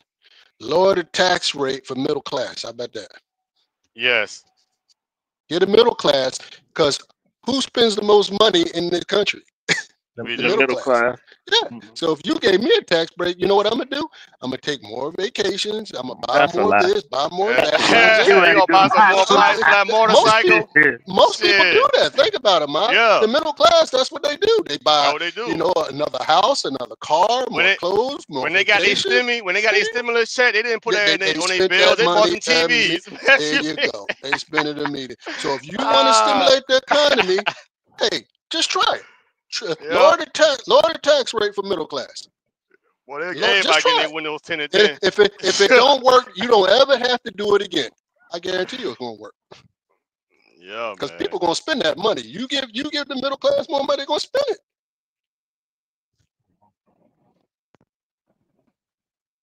Yeah, man. That what needs to happen. It needs to happen today. No tax on overtime. Whatever happened to no tax on overtime? That true? I'm waiting on it. That's all I want to know. That motherfucker he better pass that. I know that damn much. I'm waiting on it. No tax on overtime? Shoot, I might get a job then. For real, what? But like I said, man, you want to get this country jumping? Just try that one. Yes, sir. He needs to pass better law for these it's ELD stuff too. What do you mean by that? What do you mean? It shouldn't be the way it is. Like how it's set up. Like what? Just from Explain. somebody What that do you drove mean? over the road, the clock pretty much telling you when you can drive and when you can't drive. Oh, okay. I see what you're saying. Yeah, I see what you're Yeah. saying. Yeah, I got you. Like I understand the reasoning behind it, but it should be more flexibility. Yeah, But I know when I was agree. driving I over the agree with that. road, if I was over the road driver, I would rather pick up the load, make the delivery, pick up my next load, then go to sleep versus this clock telling me what I gotta do. Cause I might be at the shipping for like 3-4 hours, bro. Or I might be in traffic for like 3 hours. You know what I'm saying? Or I may drove 11 hours and I'll go for my 10-hour break. I'll take a nap for like 4 hours and I'm back wide awake. Yeah. But I gotta wait 6 more hours to drive. By the 6 more hours come, I'm sleepy again. Yeah. That's when they definitely need to have truck drivers in there. You know what I mean? Making these You know, laws. for people that that never drove a truck, like they don't understand what goes on with drivers out here. So That's you what he know, needs Yeah, to do. that's part Reorganize of it. Because FMCSA. yeah, that's part of that, it. that, But that's you know what else is part of it? If drivers made more money, they wouldn't have to run like that anyway. They wouldn't do it Yes. because they're That's making why I that money. say. Like, man, no, That's I'm why I chilling. say. That's why I say there but should be they more wouldn't do the protection work. laws. Go ahead. They wouldn't do the work. If they made more money, they wouldn't go to work. That's That's why that's you have the cents per mile. They have to chase the miles to make them go to work because they won't go to work. Now, yeah. That's kind of it's a double-edged sword. I kind of Go disagree ahead, with DB. that. I think they would. I think people would go to work. The cents per mile is just, in my opinion, that's just a way for the company not to pay more. You know what I'm saying? So if Who I do you pay you, think? Not to hold pay on, them hold on. fair. Go ahead. So if I paid my drivers hourly and told them that they get a break every 3 hours or something like that, would they go to work or would they go and do something else before they go to work? Or you know what I mean? What I'm trying to say is, would they actually be working or would they be doing something else? I can answer that question. Yeah, I mean, you could say, a driver gonna milk the clock and all that, but Yeah, that's gonna happen exactly. anyway. Like you're not Well, gonna have a perfect system, but I, if you go ahead. I'm not trying to get a perfect system, but I need this freight move from point A to point B, and I need it to be there. Exactly. Right. So you know, as a company, you know how long it takes to get freight from point A to point B. And if that I do. driver don't do that within, you know what I mean? Being realistic, if he don't do that, like if it takes 3 hours to do it legitly and it's taking him 5 hours, what do you do? Right. You So know now what I gotta change up my approach to make them go to work you because know what we do know drivers will sit in the line of you know what nothing my but approach would trucks and be? not try to move. Uh-huh. You know what my approach would be? I would keep the mileage rate the same. If they get the freight there on time, they get an incentive each load. Loads that they're late on, loads that they bullshit on, they get the regular rate. So let's just say the average rate is 50 cents a mile. I would pay the driver 80 cents a mile if he gets that freight there on time. With no, See, I say if go ahead. you do that. say you do that, he's going to be speeding. He's going to, because if I get there earlier and I'm going to get 80 cents, Something happened to that's your my. mic, TL. I don't know what happened. Yeah, it kind of Yeah. messed up a little bit. Can y'all hear me now? There you go. Yeah. All right. So if you trying to give somebody an incentive in trucking, all you doing is incentivizing them to break the law, to break rules. Because to get the load there on time, you got to leave on time. So when they don't leave on time, now they're trying to catch up and get it there. So they got to speed. They got to break the rules. They got to break. I mean, we see it all the time. They're not going Well, to, and they can't find a place to stay and sleep because of the infrastructure. It's too little. It's so many trucks. So we they got to understand sleep on about the the side of the road. infrastructure, but at the end of the day, a CDL holder is supposed to be a professional driver by definition. Right, but when you have nowhere to stay, what do you do? No, but your scenario you put out about the driver that's sleeping late and the driver that's speeding because he's been unprofessional shouldn't be a truck driver. The level of a CDL holder the standard should be raised for a truck driver. Because if you get labeled as a professional, you should be able to handle your job, trade, or skill professionally. You're not going to go to a doctor or a dentist that's late, that gets there drunk, that goes there in flip-flops. You're just not. Yeah. So the driver that you're describing is unprofessional. I was a truck driver. I'm talking about in real life. I'm talking about a trucker that's in out real here. life. Yeah, it's in real life. Unprofessional truck drivers. Yes. Right. So, well, I'm just saying I don't know if they're unprofessional or not, but they're taking into account what goes on out here in trucking. Some truck drivers cannot park in certain places because of their safety, right? So they have to. So go ahead. So what you're saying is pre-planning your route. So instead of me parked up around the corner of a place, I got to park 100 miles out because anywhere inside of there, it's the hood. It's a place where I can get jacked. Like I'm not going to deliver a load inside of Memphis because Memphis is a hot spot for them to break into your truck, right? So if I can't drive directly to the place and get unloaded and get up out of there, I don't want to take that load. These are things that we're talking about, the infrastructure of what's going on. Yes, I understand that, but we also have to. All right, you gotta understand. You're talking to somebody that was OTR for 7 years. All right, I went to Memphis and spent the night at Shipper. I went to Chicago and spent the night out at Shipper. Nobody broke into your truck. No, give up. I went in there understanding that it was a dangerous area, and I went in there understanding, knowing that something may happen. But I also understood that I have a CDL, and I knew it was my responsibility to take this load over there. And I also understood that as a man, I had a decision to that company: no, I ain't taking this load or not. I've never had a company force me to do anything. Right, but you're giving me too many questions, and I'm trying to tell you exactly what it is. I'm telling you, these guys, we have professional drivers out there. They have no choice, right? Shape's one of them. Shape has to work 17 hours. Yes. If not, her company loses the contract. Then she's out of a job. So she's doing what she thinks she needs to do. She's trying to figure out how we can do the right thing so that you don't have to be doing the wrong thing, so you don't put yourself and other people at harm. Exactly. And I'm pretty sure at her same job, they had people that did not do that. That what makes her professional and them not professional. So a lot of drivers that get in this scenario that they get themselves into are unprofessional drivers. Mm-hmm. I was OTR 7 years. A lot of scenarios about parking and all the other stuff like that, I understand it because I was out there. Bro, I planned my day every day. I've never slept on the side of the highway. I've never put over on an exit and slept on the off-ramp. The worst I've ever been in a scenario is when I got stuck in that snowstorm in Louisville, Kentucky. That was the only time I ever got fucked up. And it was on me because I overslept. My alarm clock went off. I hit the snooze button. I got caught up in that snow. That was my fault. I got caught up in there because I knew it was coming. Because I took my job serious. I was a professional. You got some guys that just plug in the address and just go. Those guys shouldn't be a truck driver.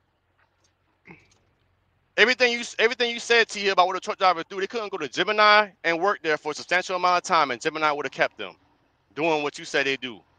Neither Shapeworld's job. That would make people like DB and Shape professional. That would make people like you professional. There's two different type of drivers out here, and a lot of the bad drivers is bringing a bad look to the industry.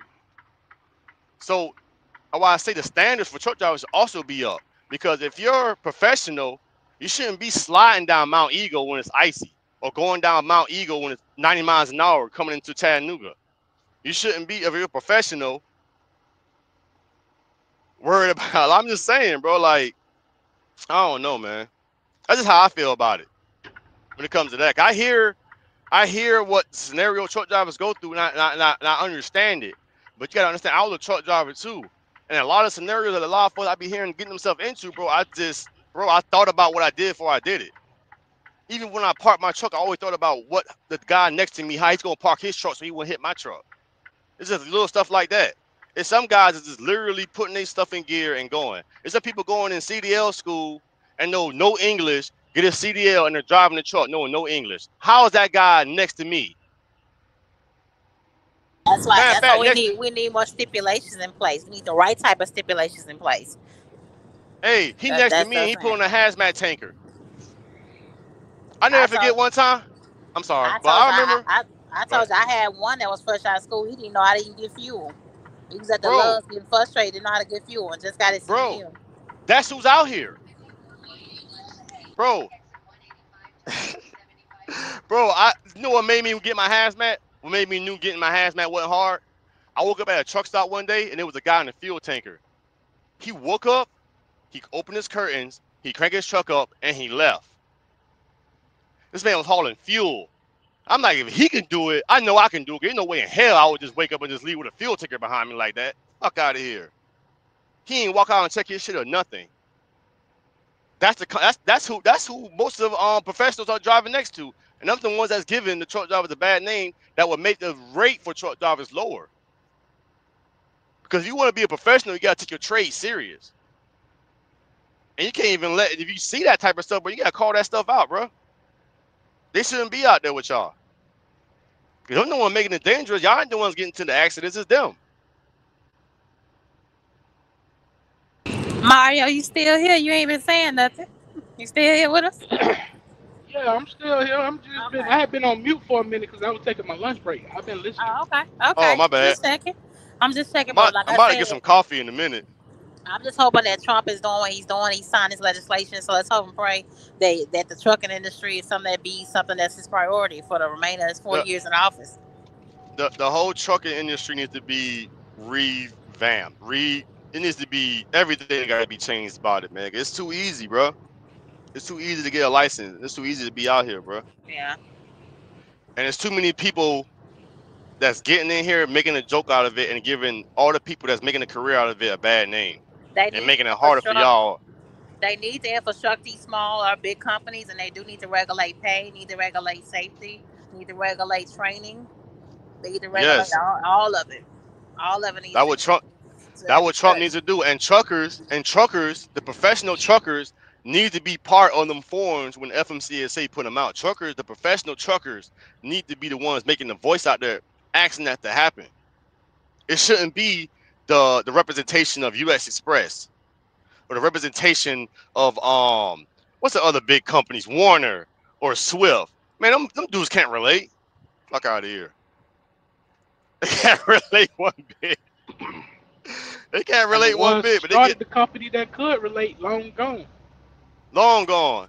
And hold on. And he been rich so long, he don't forget how it is to be in the truck. What you mean? If he's still alive, man, please. No, most of them dead. Yep. Mm-hmm. JB Hunt, CL Warner, Dempsey Boy, all them done moved on. Just like look at Prime. Hello, Mr. Theo. What's going on? How you doing, sir? Go ahead. Y'all go ahead. I was going to comment on something, but I don't want to break up the conversation. Go ahead. Mm-hmm. Yeah, but even look at Prime. How the hell Prime became to the point where they're 90% lease as a starter company? I'm Prime, just but saying, Prime was bro. supposed to be the #1 for reefer freight in the country. Remember? They Yeah, they made supposed to Prime be number the number one. one free, number They're one giving them training. awards and all that kind of stuff. #1 for refrigeration Yeah, freight. And now all you that can't shit be a good. company driver over there now in 2025. The Come on, last man. time They I getting them checked. fresh out of school and putting them straight in the truck. Rob Lowe ain't paying for nothing. Man, why is that going on?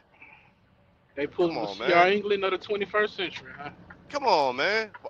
Like that type of stuff, man. Stuff like that shouldn't be going on. Like Super Ego shouldn't be around neither. Super Ego like the mafia of this job, bro. Like for real. they Shit, they hey, took a when I first name. heard some dude in Illinois went and shot up a trucking office in Illinois, I was like, oh shit, I thought it was Super Ego at You, first. hey, you already knew what. Hey, you already know what happened. They were messing with his money. They were doing all that good stuff like they've been doing. It should be more protection law for truck drivers, man. It shouldn't be a truck driver should not have get on a bus, go to Illinois, get in the truck, drive for 3-4 weeks, get into a situation where he either have to abandon the truck or take the truck back and find his own way home, and he don't get paid nothing. You don't even get paid. You don't even get paid $1,000. You don't make $1,000. Like, bro, that shouldn't be going on, bro. That's like, that's like, that's like But modern you know slavery something, when you think dog? about it, man. That's crazy, But, bro. Why but shouldn't that be going on? I'm just curious. Why should it be going on? Why shouldn't, right? Because you took the position for the company, right? Yep, thank you you. sure did. I was just finna say that. And at You sure the did. end of the day, I think we have to live in a world of reality. Yeah. Reality is there aren't a lot of good companies out there, right? Mhm. And there aren't a lot of bad companies out there. The problem is people keep going to the bad company when people are telling them it's a bad company. Me- You Let me see ask what I'm something, saying? Theo. Do you Go ahead. think the professional is going there, or do you think the unprofessional is going there? Well, define Unprofessional. professional. Define professional. You. I wouldn't go You to a wouldn't go company there. like that. Yeah, well, Exactly. hold up. You got to base everything on individuality, right? One, Mm-hmm. I wouldn't take an over-the-road job or regional job unless you have a terminal within 60 miles of where I reside. I'm Mm-hmm. not taking a job that I've got to take a bus 1,200 miles to travel to get there, and it may not even get in the door.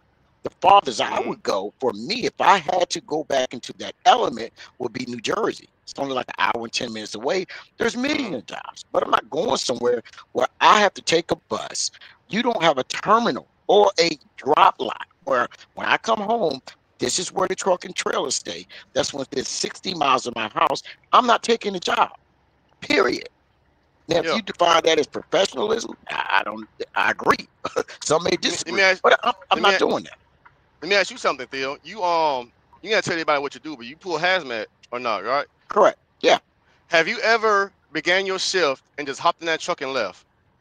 No, I haven't done it whether I was hauling hazmat or non-hazmat All material. right, and that would make you a professional. There's Okay. millions. I ain't gonna say million, but there's thousands of truck drivers that's not doing that, Yeah. and that's why I I mean, say they mhm. shouldn't be on the road. Well, they shouldn't, but there are some guys who are professional, and they shouldn't be on the road. Some of these guys have aged out. Some of them maybe Yeah, shouldn't be on the road for health reasons, right? I So agree. we gotta. It's a thin Okay, line Do when so we say do you who should think be on the road or who shouldn't. the standards should be raised? Standards are fine the way they are. There's nothing wrong with the standards. I mean, the problem is there's too many standards.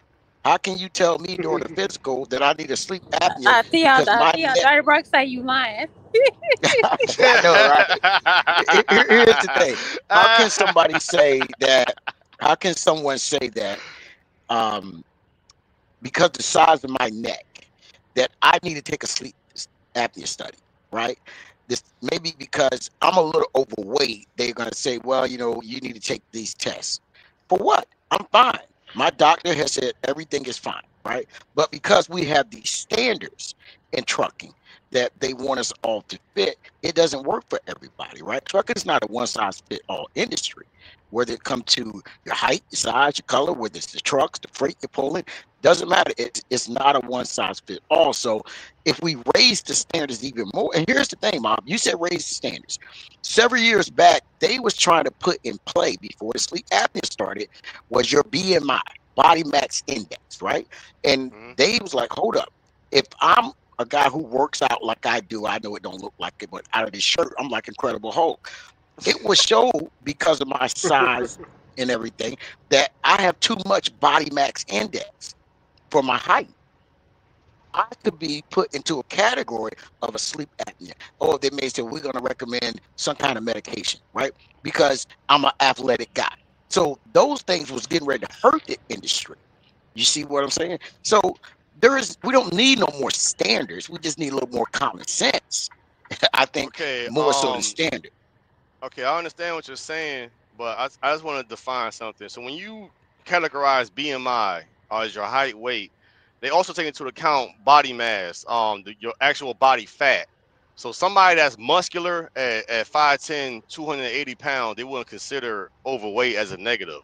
Yes, they would. That's the that's why they didn't implement it. That was the as they say, the caveat. That's why they couldn't implement it, right? So if you take a guy, let's say somebody like Apocalypse, we all know he's very athletic, works out, right? Well, with his height, you see what I'm saying? With his height and his build, they would say that his body mass index puts him overweight, because now what they're doing, they're using a category of what you should weigh. Right, this should be, if you're 5'10", you shouldn't be over 165 pounds. Well, from 5'10", and I'm 5'10", but I'm 210 pounds, and it's all muscle. What are we doing here? You see what I'm saying? So we don't need no more standards. Okay, this is why I gotta stick with the BMI, because BMI, when it comes to people like athletes and stuff, it's not a good indicator. That's why people have like exceptions and stuff. So when people bring up laws like that, it's going to be exceptions of it. So like the that's BMI, what I'm trying to tell you. That's why they couldn't enforce it, because they were willing to give the exceptions. Okay, so they wasn't willing to give the exceptions. They wasn't willing. So it was the BMI, basically how it is blanket, the blanket definition of it. This was years ago. They was trying to implement this, and they couldn't because too many guys were complaining. Okay, now this is something that I learned from. This is something I learned from you. This is something I learned from you. When they bring up a new topic or a new bill, new law or something, when it's implemented, they always revise it once it's into law. Correct. So there was going to be revisions in place. Now, when it first would have came into place, at first, no, it wouldn't have been a good thing for most truck drivers. But at the same time, at the same time, you will also bring a higher level of standard, a different type of truck driver, because now this other truck driver cannot be there no more. Here's the thing, Mom. Go ahead. Whether I'm in good shape has nothing to do with my ability to have critical thinking when I'm behind the steering wheel, right? So if I come in there ripped up like I was at 27, I mean ripped. I was the first Luke Ferrigno of that time, right? So I'm coming in ripped, Mr. Olympia. What that got to do with my decision making? I still need to practice this system. It has nothing to do with your decision making. Okay, so my decision your physical ability does. We're talking, hold up, listen to what I'm saying. How is my physical ability? If I'm holding the steering wheel, and we've seen guys that are a little overweight, I'm going to say it that way, in this industry over the years. But cognitively, I'm holding the steering wheel. I still have to make a decision whether my stomach is on the steering wheel or not, whether I have compression socks on or not. I still have to make a decision to practice what I've been taught, which is 7 seconds. Yeah. I've got to practice my 7-second rule. How does my physical attributes affects me from saying, you know what, maybe I'm getting too close. Now, I don't think so. Now I ran in the back of the car. That's a mental thing. You can't do anything physical unless your brain tells your body to move. You see, so I don't. Okay. It's not gonna. Yeah, make I understand that. I understand that. But we also know somebody that was doing all of that and they passed out while driving. Yeah, but what was the health cost? What was a health cost? It was a health concern. But stop. Was this person? And I know who you're talking about. He was in we gonna put his business out there. Yeah, but he was in very good physical shape, right? He wasn't overweight. He's overweight. He wasn't overweight back then. He was still in good physical shape. This came down to a mental issue. This is what I'm saying when you say, if we got everybody in trucking that's so much in good shape, What that got to do with your common sense? Okay, but one of the reasons I even bring that up is because you can have all the critical thinking in the world, because at that time he had critical thinking. If you physically are unable to do what you're thinking, bro, you're not physically. You see what I'm saying? See, There is scenarios. There is scenarios where that comes into play. You use your scenario backwards, right? You're saying, excuse me, it's mental, and you're saying physical. I'm saying mental, right? This particular person didn't have a physical issue. This was mental, right? So you can't say, like you like to say, I'm gonna slap somebody. How are you just gonna slap somebody if your brain don't tell you to do it? Exactly. Okay, so it was a mental thing. It wasn't physical. All I'm saying is we have enough standards in this industry. We need more common sense. Even when you go and apply for a job, you need to have common sense on the company. If you're going to do we not have drivers having heart attacks while driving? Yes or no? Sure we do. Sure we do. We have drivers that's not having strokes driving. Yes or no? Sure we do. Okay, why is that? Why is that? Because you haven't taken care of your body. Exactly. I can tell you why. You're not going to the doctor. Because here's exactly. We have people who have strokes while they're driving who's not in the trucking industry, right? We have people who have heart attacks while they're not in the trucking industry. At the end of the day, common sense is going to tell you, Mob, I'm going to take care of my body.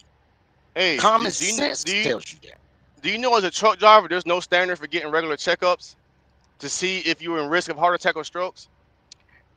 There is a standard. It's called you taking your butt to the doctor. That's the standard. All right. There's no standard if for you a only lineman. go, there is a standard for a lineman. How many checkups he got to do a year to check his heart? And my homeboy's a lineman. Yes, he has to get a physical every 2 years. Okay, we get a physical every 2 years. His physical ain't like our physical. But hold up, Ma. Wait a minute. Listen to what you're saying. Every 2 years he gets a physical. Every 2 years we get a physical, right? What does our physical consist of? Our physical consists of basically nothing. Little high blood pressure check, and that's it. But listen to what I'm saying. Exactly, it's nothing. Just listen. Okay. So we, as truck drivers, you got 24 months to your next physical. Lineman, you got 24 months to your next physical. I don't care what you do. What are you doing within those 24 months?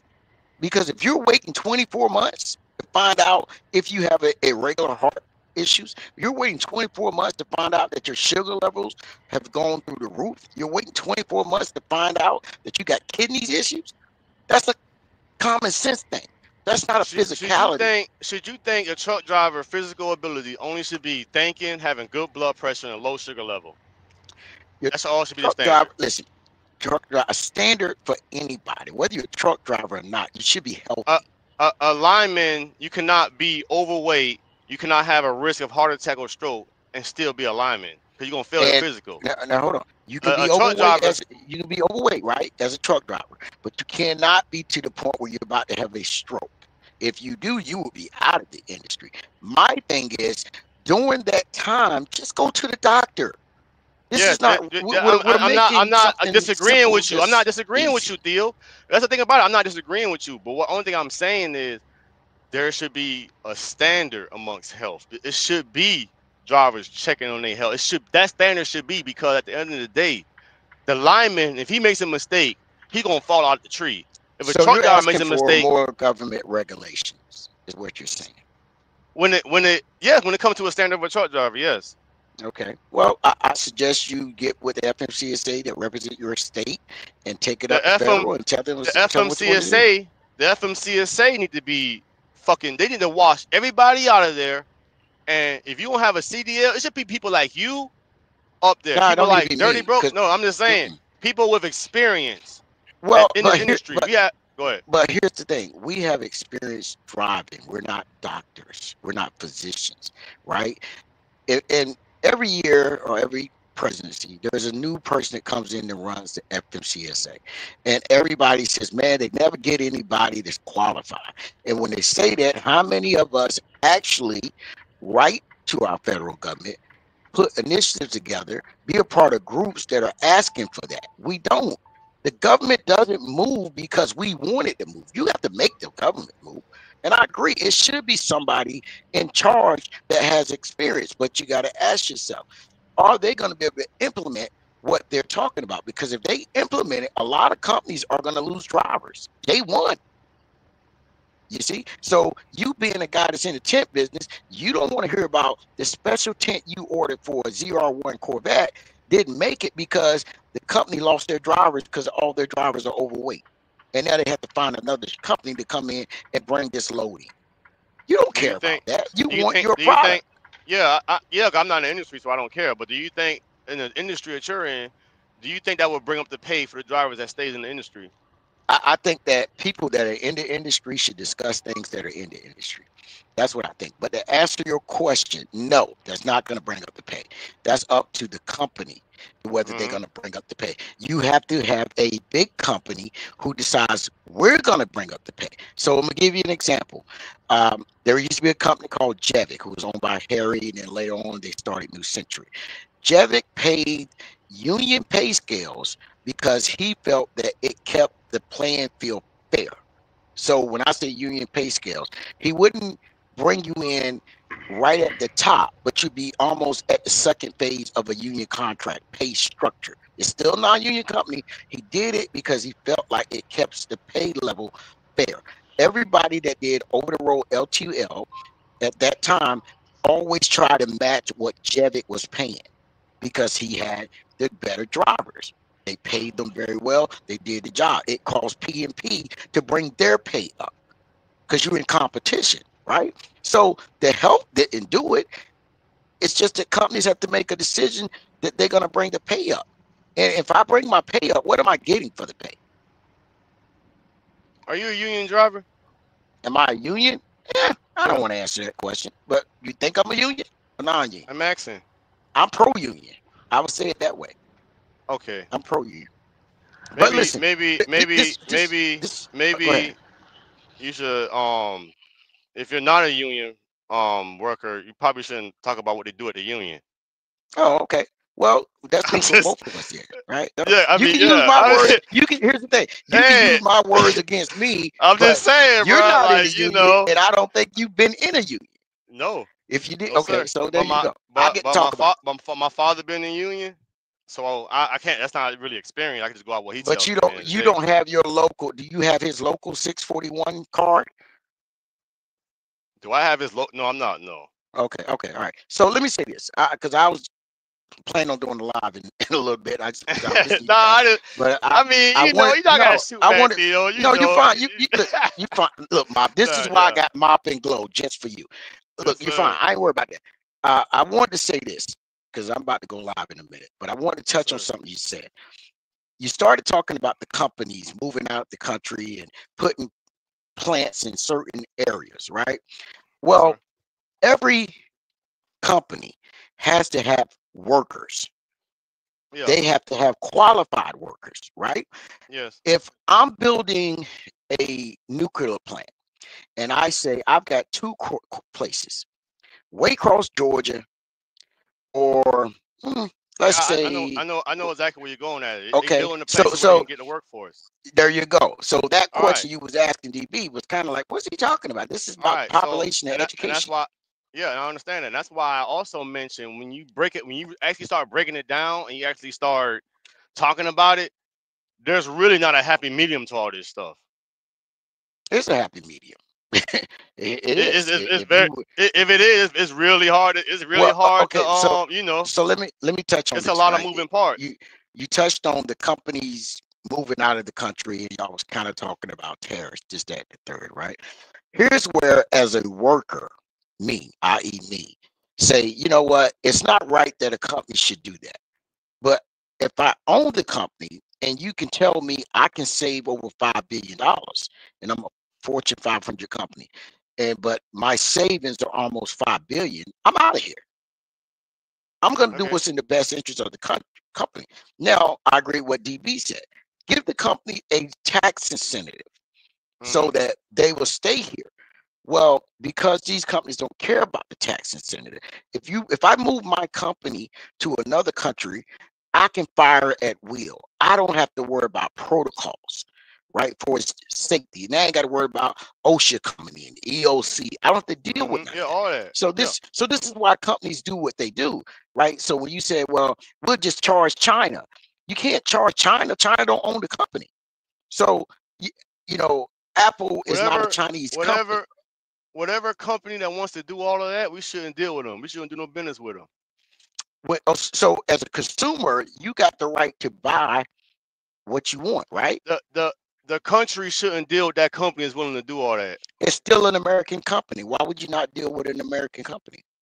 Because they don't want to play. They're not for America. They rather take their business out of America and come back over here and resell it to us at a higher price. They're not for America. It's called capitalism. It is called capitalism. Exactly. It's called capitalism. So if we do what you say, listen, if we do what you say do, then you're talking about breaking the capitalist structure. Okay. That's what you're saying. So if you break a capitalist structure, what do you go with? Do you go with communism, socialism, markets? What do you go with? When it comes to manufacturing and products, everything should be in-house. We shouldn't have a middleman. Well, who's the middleman? The other countries. How are they the middleman? Because they're giving the other companies opportunities to operate cheaper in their land to sell back to us. I'm pretty sure those companies are kicking money back to those countries also. But here's the thing: we kick money back to the companies. Why should I go where there's a better deal? Okay, so here's the rule of thumb. This is what I always tell people. It should be a lot of things changed, Theo. I agree with it. It should be a lot of shit changed. Here's the thing: you don't have to buy the product. You see how that works? As a consumer, as an individual that has no say so on any of this. You don't have a say so where your money goes. That's what you're telling me. I don't have a say so of going to the gas station and determine how much my gas is. No, I'm not talking about the price. We're talking about where it's coming from. That's where it's coming from. Let's not. All right, move the cool. I understand it. I understand what you're saying. But me as a consumer, you're saying basically keep it as it is, and the people leave it to the people in the bottom to figure it out. The pawns. No, I'm not saying keep.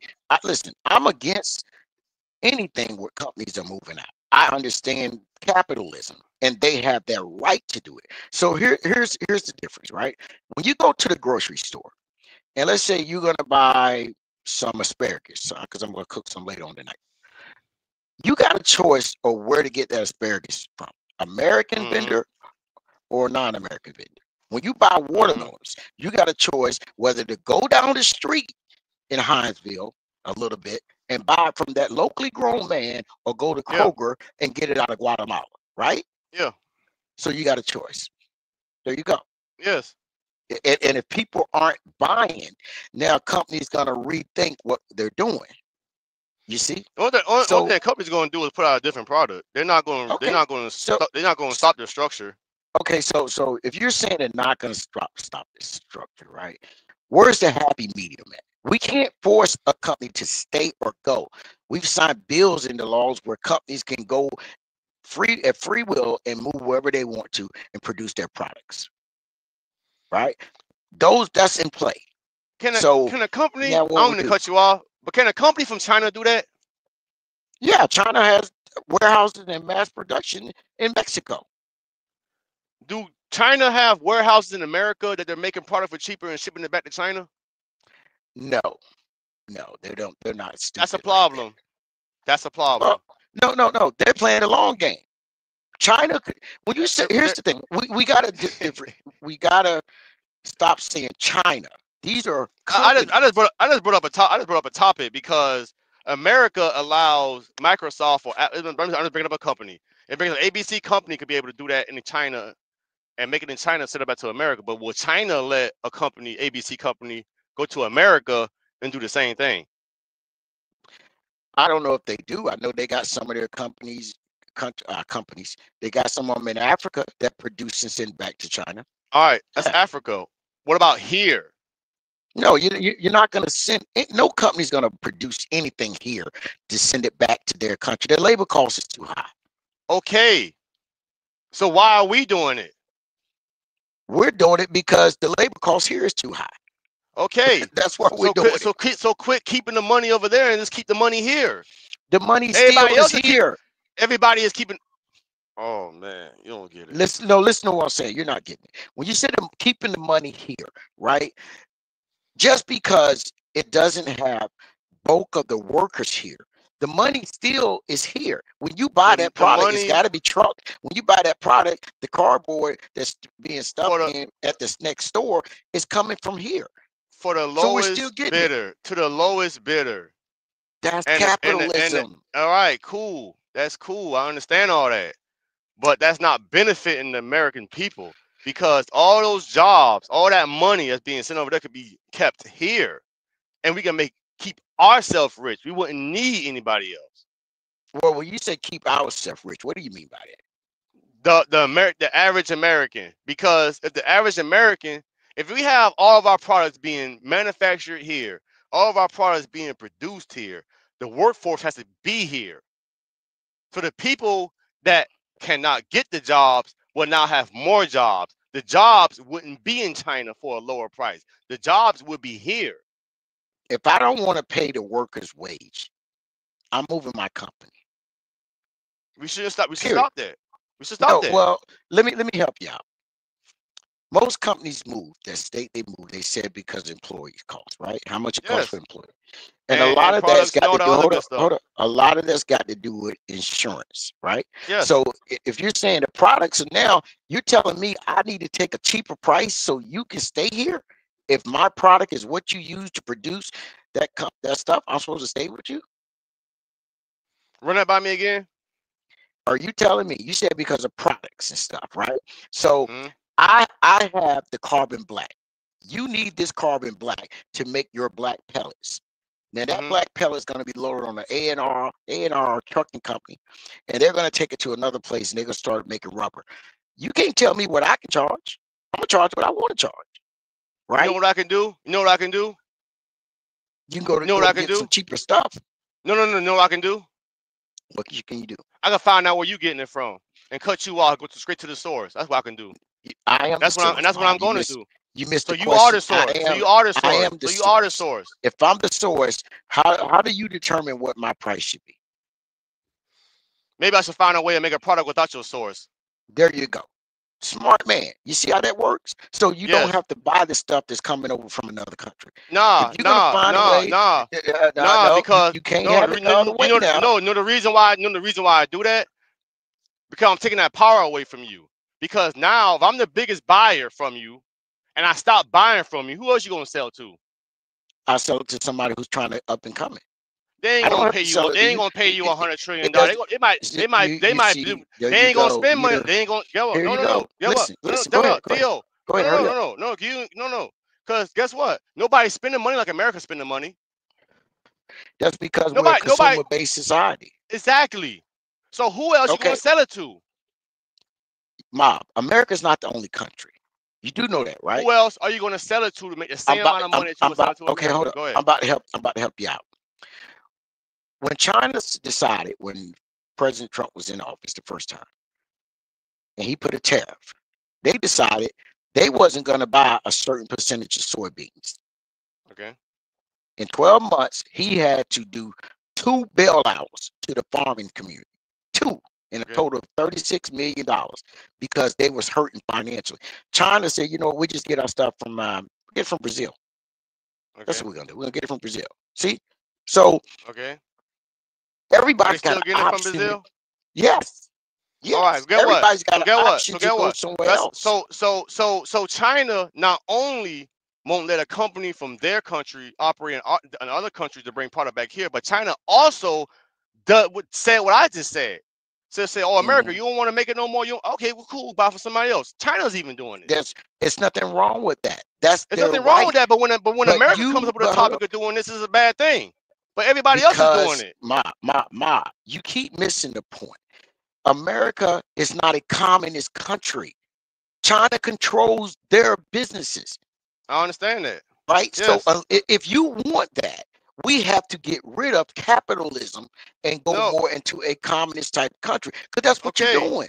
The free market allows a company to do at will what they want.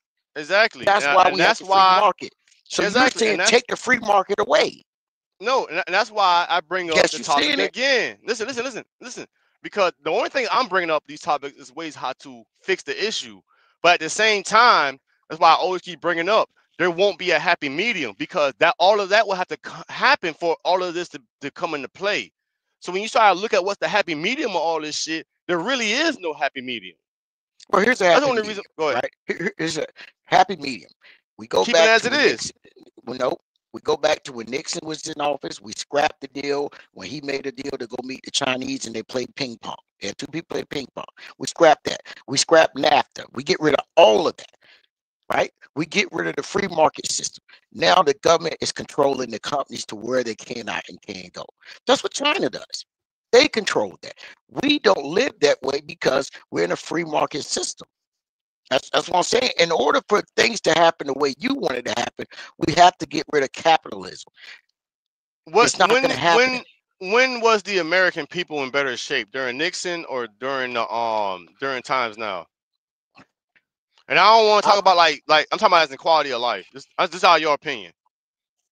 In my opinion, in quality of life, Yes, sir. I think they were a lot better then. But you got to remember, back then, the bulk of the people, we wasn't buying processed foods that does more damage to us than anything, right? That was minimal. It was there, but it was minimal. So you had a better quality of life. You didn't have to work 70 to 80 freaking hours to afford a house and support your family. College wasn't. That Oh, was how the much is that? American dream. Hold on. College wasn't $52,000 a year. College was free. They changed that. When Reagan came in, they made it for a profit because there was so many blacks going to college. Now, that's a fact. You can look that up, why they changed from nonprofit to profit. Hospitals were nonprofit. They went to for-profit. So it's about capitalism. You want things to change on what you got to get rid of the source. From it sounds like what you're talking about was better. It was better to a certain extent. To a certain extent, but it wasn't better. Yeah. What extent wasn't it better at? What extent wasn't it better? Let's look at, and I speak on my community. I don't speak on no other people when I'm using examples, right? It was better in a way now for my community. Why? We eliminated redlining. We can now buy homes pretty much where we want that we can afford. Right? Hold on. You asked me a question. Let me answer. All right, go ahead. Right? Because you're wagging the tail, but then when I kick you in the tail, then you want to turn around. No, you ain't kick me yet. You ain't kick me yet. You think you did, but you ain't kick me yet. Let's go. I like this. Go ahead. I'm going to give you this analogy because I'm getting ready to go and start my life. The reality is this, Mom. As a people, and I'm talking about my people, things are better. The schools are better, right? Getting jobs and employment opportunities are better. Having a chance to get a better education are better, right? When I was born, certain parts of my state, people still had outhouses. Because are you referencing? Okay. Are you just referencing the black community? I'm representing the black community. Okay. Right. We are in 2025. Hold on. I understand. You just asked me what was better back then, and when I'm trying to explain it, now you don't want to hear it. No. If you was in this live, you replay it back, because when I asked you, I said bump all of that stuff. I just said just the quality of life. Because I know about quality of life. All right, and you talking about the food, stuff like that, and not. Okay, hold on. And that's why I knew, because we know what the dynamic was back in those times. We understand about racism back in that time. But what I'm saying is, if come on, whatever. But whatever, bro. You know you're going at with that shit. But it's 2025. We're not in that same mindset now. You see what I'm saying? Well, so let's just bring back the same. You asked me a question, and you asked me a question. My audio I answered the question, and then you brought in another question. I'm answering that, and you're trying to get to the punchline and not want to understand there was better quality and there was worse. There was worse. When you living in a community and nobody has a bathroom, that is worse. That's just facts. That's just facts. I understand that. But you can't seem to open your mind up to what I'm trying to ask you, bro. When I If you let asked me, you, I okay, asked you my about the we quality of both life. can't talk at the same time. I answered All question right. 1. Then I went to question 2. You started interrupting. I didn't interrupt you. You started interrupting when I'm starting to explain. Because I said Okay. our houses, well, we're talking about the 70s, right? Yes. Good, bad, and the ugly. And I said, my Yes. And we're in community, and I'm 2025. telling you, that's right. And I'm telling you what we went through and what was the disadvantages of that time. I gave you the pros. I gave it Okay. to you. Now I'm giving Okay. you the cons. Now, if you All want to right. bring it, and we're Now, trying to bring it up to now, I'm still talking. You still trying to figure out how to jump in. Hold up. I'm bringing it up to now. So when I tell you that health-wise, we're 50-50 because we're all eating bad food. But when I also tell you that a lot of people in Black communities did not have a indoor toilet, there's nothing good about that. We got that now, so we move forward, right? A lot of people at that time, I want you to think about this. A lot of people at that time during Nixon era didn't even make it to the 10th grade. A lot of them had to drop out and work. That's the that's the cons. Now, what's the pros of right now? Kids are able to go all the way K through 12 and get more if they want to. They're not being forced, for the most part, to drop out and work. So I'm giving you all the examples that you could ever want. Now, how you want to digest it, that's on you. But the facts are the facts. As a people, we are doing better than what we were in the 1970s. You know why? The numbers prove it. We spend more money than anybody in this country. As a people, we spend more. So if we're spending more, that means we have more money. The problem is we're spending it the wrong way. That's what the argument should be. How do we spend our money to make sure that we're growing as a community? Not, oh, was it better then? Was it better then? Well, when was America ever great? Hell, I can't answer that. But I can tell you right now, it's you good, brought bad, up, and ugly. yeah, and you brought up a time where people was able to not work 72 hours, being able to eat healthier foods, being able to purchase homes. It was one source incomes, etc., etc., etc. We understand the dynamic of that time of the 70s, but we are in 2025. 2025, we do not have that dynamic. I didn't say we did. So, okay, so that's why I say when it I never comes said we to did. how the manufacturing go and the way these companies operated with Nixon, that put out the better food, the better products, the people didn't have to overwork themselves to be able to afford a living. That part of it should be coming back. I ain't talking about the whole thing now. I'll be stupid. Well, we're gonna bring back 1972 Impalas now. You know what I'm saying? Like, no, that's not what I'm saying. I'm just saying, let's just take that one aspect of it that made it better for the American people to be able to afford a decent living, the quote unquote American dream, owning a home, having a family, being able to take care of your family. Let's bring that aspect of it so these companies can stop doing what they're doing, because the only thing these companies are going to keep continuing doing is going to keep making more money and keep eating, and they're going to keep taking more advantage of us. Because if you Well, leave it, because if you keep it the way it is, and you say, well, we're just going to leave the decision down to the common average Joe under $100,000, who really ain't got no say so, but at the voting polls every couple years, the only decision he get to make is either Frito Lay's or either fucking what's other chips? The other motherfuckers, Pepsi own half this bullshit. Coca-Cola owns the other half. You got little local shits here and there, but those local people will never be big. They will only be local. Because all these okay, other and companies they can move in ways these smaller guys can't move. what that got to do? Hold Here's up, the thing. bro. I'm gonna say this and I'm gonna go. I'm gonna say this over and over. What you want to have change means we have to break up capitalism. If you understand capitalism, and I would suggest you research it and hit me up on the phone one day. We may have to. But just hold on. We See, may have this is to. where Go hold up, ahead. Ma. This is why you keep missing the ball when I'm throwing it to you. My mic. No, it's not do, that. It's just the mic keep disconnecting. That's why. I keep going. okay, Go ahead. okay. Well, do this for me. Research what capitalism is. Reach out to me solo, and we can chop it up about it. Because what you want to change, you got to remove capitalism. That's it. You got to remove capitalism. We fought a war in this country because of capitalism.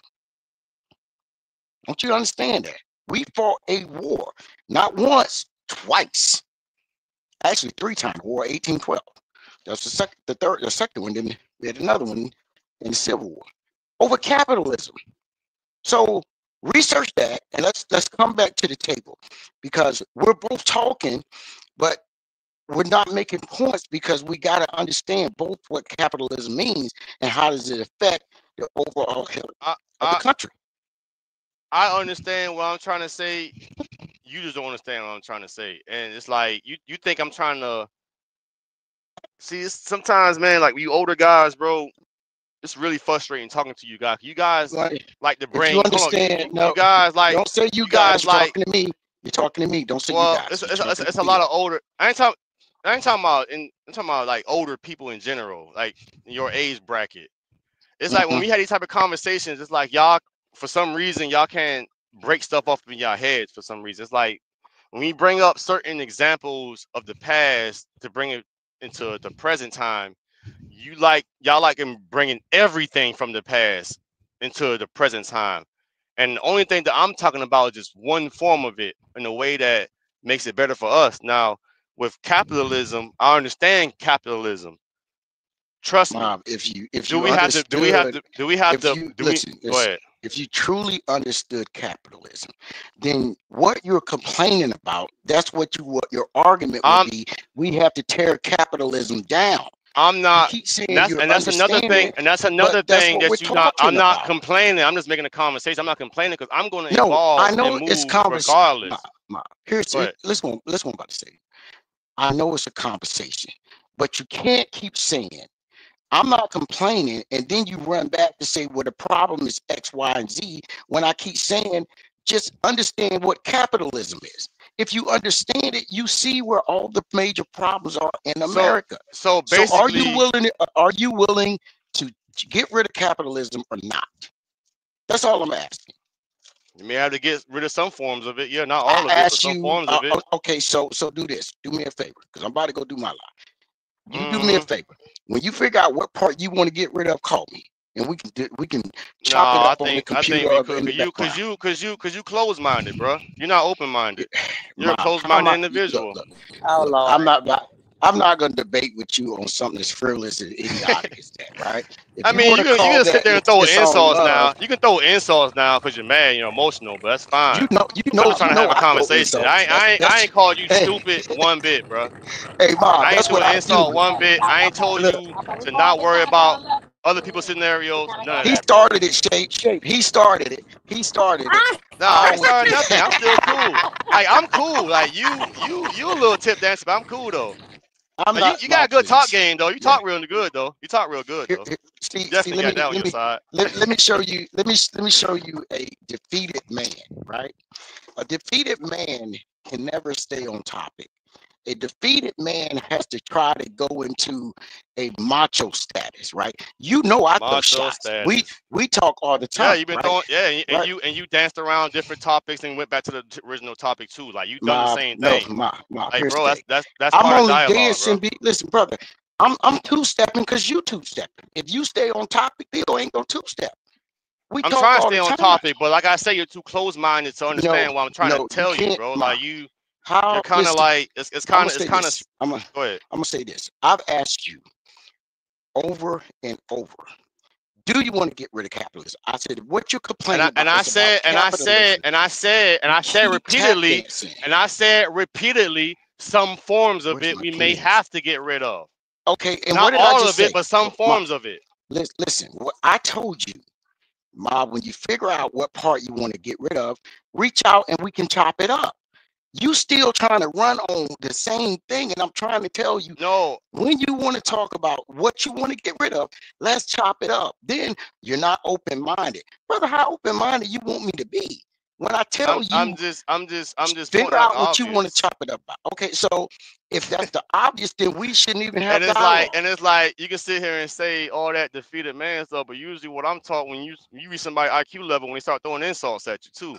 So it's like, so you know, I'm just saying, bro. I'm cordial. You feel me? Like I come in the door, bam, bam, bam. You know that we talk all the time. So yes, sir. Seem like I it's always respectful. I try to be.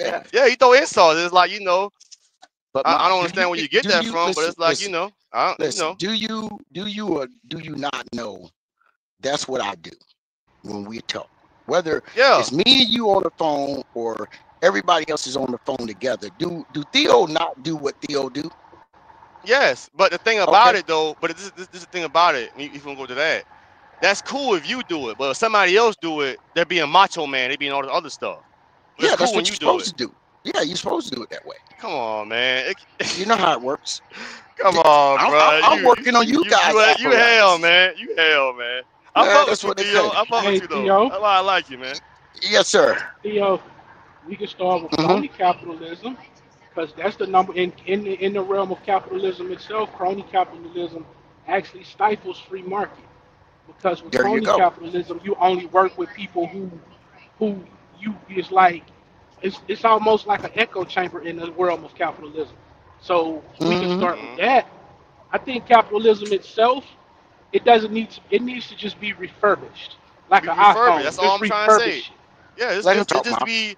Go You ahead. don't have to get rid of it. You just have to refurbish it. Crony capitalism, we can start with that and make capitalism truly free market. Give everybody, you can give everyone an opportunity that wants to participate, although it's not going to guarantee an outcome. But I'm with you, Yep. if brother. my product is just as good, but I can get it to you cheaper, that don't mean that. But you rather do business with this other company who's charging you more because you know his uncle, but his product sucks. Mm-hmm. Mm-hmm. You see? You see? I'm with you, brother. I'm with Yeah. you. So, but look, let me jump off because I gotta go do something before I start this Hey live. Theo, I just want you to Yes, know sir. I've been saying Hey, the same thing for what's the your past channel 5 minutes, name? bro. Like, Um, yeah, what is it conversation though? piece. I'm about to go conversation piece. I'm about to go live in about 5 minutes. I just got to take care of something real quick. Yes, sir. Yep. So just look that up on YouTube. Conversation piece. You see me up there. I should have a link drop to bring a couple people on if they want to come on. Mob, if you come up, no cussing. You out of here. Yes, no, First cuss word. trust You, me, I'm the gonna go first in cuss there, word. You going out of all here. time. Nah, boy, You're bro. gonna I ain't listen. gonna You're mess this gonna. stuff up, man. Do your You're thing, gonna. man. No, you good. I mean, I just don't want you to look like a raccoon when you go home. So I mean, I just be don't careful. care. I don't care what I look like. One thing about it, I do my thing. There you go, brother. But look, y'all be safe, and Hey. I'm about to crank it up here in a minute. Yep, later. Mhm. Oh Lord, bro. I fuck with Oh, Theo, Jesus man. Christ, He really? hell. I said the same thing for the past 5 minutes. Like it's not the message, it's the messenger, man, for real. Anyway, I've been sitting outside this gas station for like an hour, bro. I'm about to go ahead and get some coffee. Yeah, go ahead. I'm Anyway, about to wrap up. I'm about to for be real, getting myself I together. was not going to the store, but you gotta pay attention with Theo, man. Cause Theo, I fuck with Theo, man. You gotta pay attention to him. But What I nah, learned with Theo, words matter. So with say Theo, if you're what? gonna have a conversation with Theo, words matter. Yeah, So if you use the word incorrectly, he's gonna take you to task on it. yep, So when it comes to people like that, because I'm that way too. That's yeah. why I was able to just answer the question that you were trying to answer with fewer words. hmm That's another thing that I noticed too, cause a lot of people like to use the form of conversation or grammar as a form of intelligence. And I ain't gonna lie, I know some people that can speak very intelligently, can read, define words, all this other good stuff. But boy, they some idiots when it comes to like paying their bills. You know what I'm saying? There's different forms of it. And some people use, like, for instance, let's say like a comment or a paragraph or something, right? Somebody can make a paragraph and the point, it could be a good point, but let's just say they spell R the wrong way or they spell your instead of your. They'll devalue the whole comment just off one grammar mistake. Nah, those are Okay. grammar Nazis. People with higher intelligence, they can decipher it for themselves. It might bother them a Yeah. little bit, but they're not gonna really harp Yeah. on that point. And yeah, and that is you're correct about that. It's just different forms of intelligence, man. There's some people that can do brain surgery, and some people that can put them over together. They both intelligent in their own right, and they both can't do what the other is doing. I might get some coffee though. What's up with you, Mario? You from Augusta for real? No, I'm born and raised in Atlanta. I was just helping you name cities Oh, where black folks was at. yeah. But nobody even thought about Augusta in Georgia, man. Augusta, South Carolina, for real. Anyway, but I'm about to tap out of here, man. I appreciate you, Shape World. No Appreciate the problem. hospitality. To have you on. You know, you come from the other side of the track, but you know, I appreciate you. Yeah, I was calling DB about something, and he said he was over here, so I said, well, I was falling through. All right. Well, appreciate you stopping Yes, by. Dirty Bro, T Hill, Mario, baby. I appreciate you for the breakdown. Thank you so much. You know what I'm saying? Anytime you want to jump on. Mr. Theo, about to go live in a minute. Give me 30 minutes. I'm about to pull up on my stuff. About to over that up. All right, yeah, I'm out of here. Y'all be safe. All right, babe. Be safe. I appreciate you, sir. I appreciate you. Okay, thank y'all so much for everybody dropped in. Derek Williams, Henry Duncan, I think Ghost, Mob and T, Marcus, Dirty Rogue, T Hill, Mr. Theo, and everybody's getting ready to watch this behind the scenes. Thank you. I appreciate it. Like I said, I always need lives for conversation to get a dialogue started. I don't ever take anything 100% in when we have conversations about politics, government, the president. Either way it goes, he's in office. But the fact that he signed anything for the trucking industry really put like a fire underneath me. Because some people say he's not going to do this, he's not going to do that. He's not going to be worried about the middle and low class people and so on and so forth. But so far, it looks as if the regular working class people is something that's somebody's focused. Like I said, why would he be signing anything with FMCSA as of right now with so much going on? You know, say he started tackling real issues like child support. He started tackling issues about the ceasefire going on across the ocean when a war, the whole thing with Russia. So he's clearly a person that has identified a lot of things that's going on with our country, at least. He's made at least a knowledge of it right now. He just got in office. He's just been in office like 2 or 3 days. So whether you voted for him or not, he's there. You know what I'm saying? So we have to work with him. But I'm just hoping and praying that you know, he does bring about a change for us. I got a phone call yesterday, y'all, before I let y'all go. I got a phone call to a taker position. But she didn't let me know if it's regional or local just yet. Okay. So I don't want to get too excited. I'm not going to get up the name of the company and exactly where and all that kind of stuff. But, you know, local or regional and taker is the direction I want to go. Like we've been talking about this last year. So, yeah, I'm super excited about it. So let's hope and pray that that door opens. I'm praying that door opens for a while. Like I said, the Walmart dedicated. It's all right. It's been a blessing. But, you know, y'all see the ups and downs that I go through with it. Of course, for the last, like, 6 to 7 months. Right? But I love y'all. Hit like, my subscribe, comment down below, and it's your girl Shape.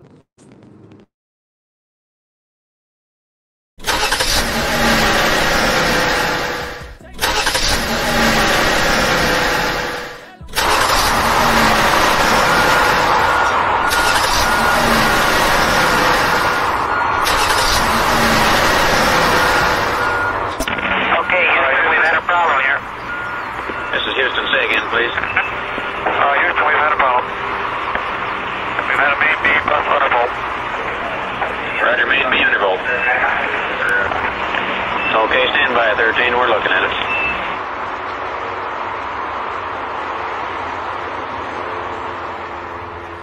Limited runs, yeah, count out the funds, yeah, brand new fit, yeah, throwback ones, yeah, she ain't equipped, yeah, she tryna run, yeah, I can't resist, yeah, I get it done, yeah, she fell in love with me, she on my company, ooh, customer service, can't get enough of me, drinking that bubbly, did it on purpose, you know I'm all in that, tell for a big bag, making a purchase, wait, let me call you back, I need a car that's black, nigga, I'm serving, take no orders, but I'm serving.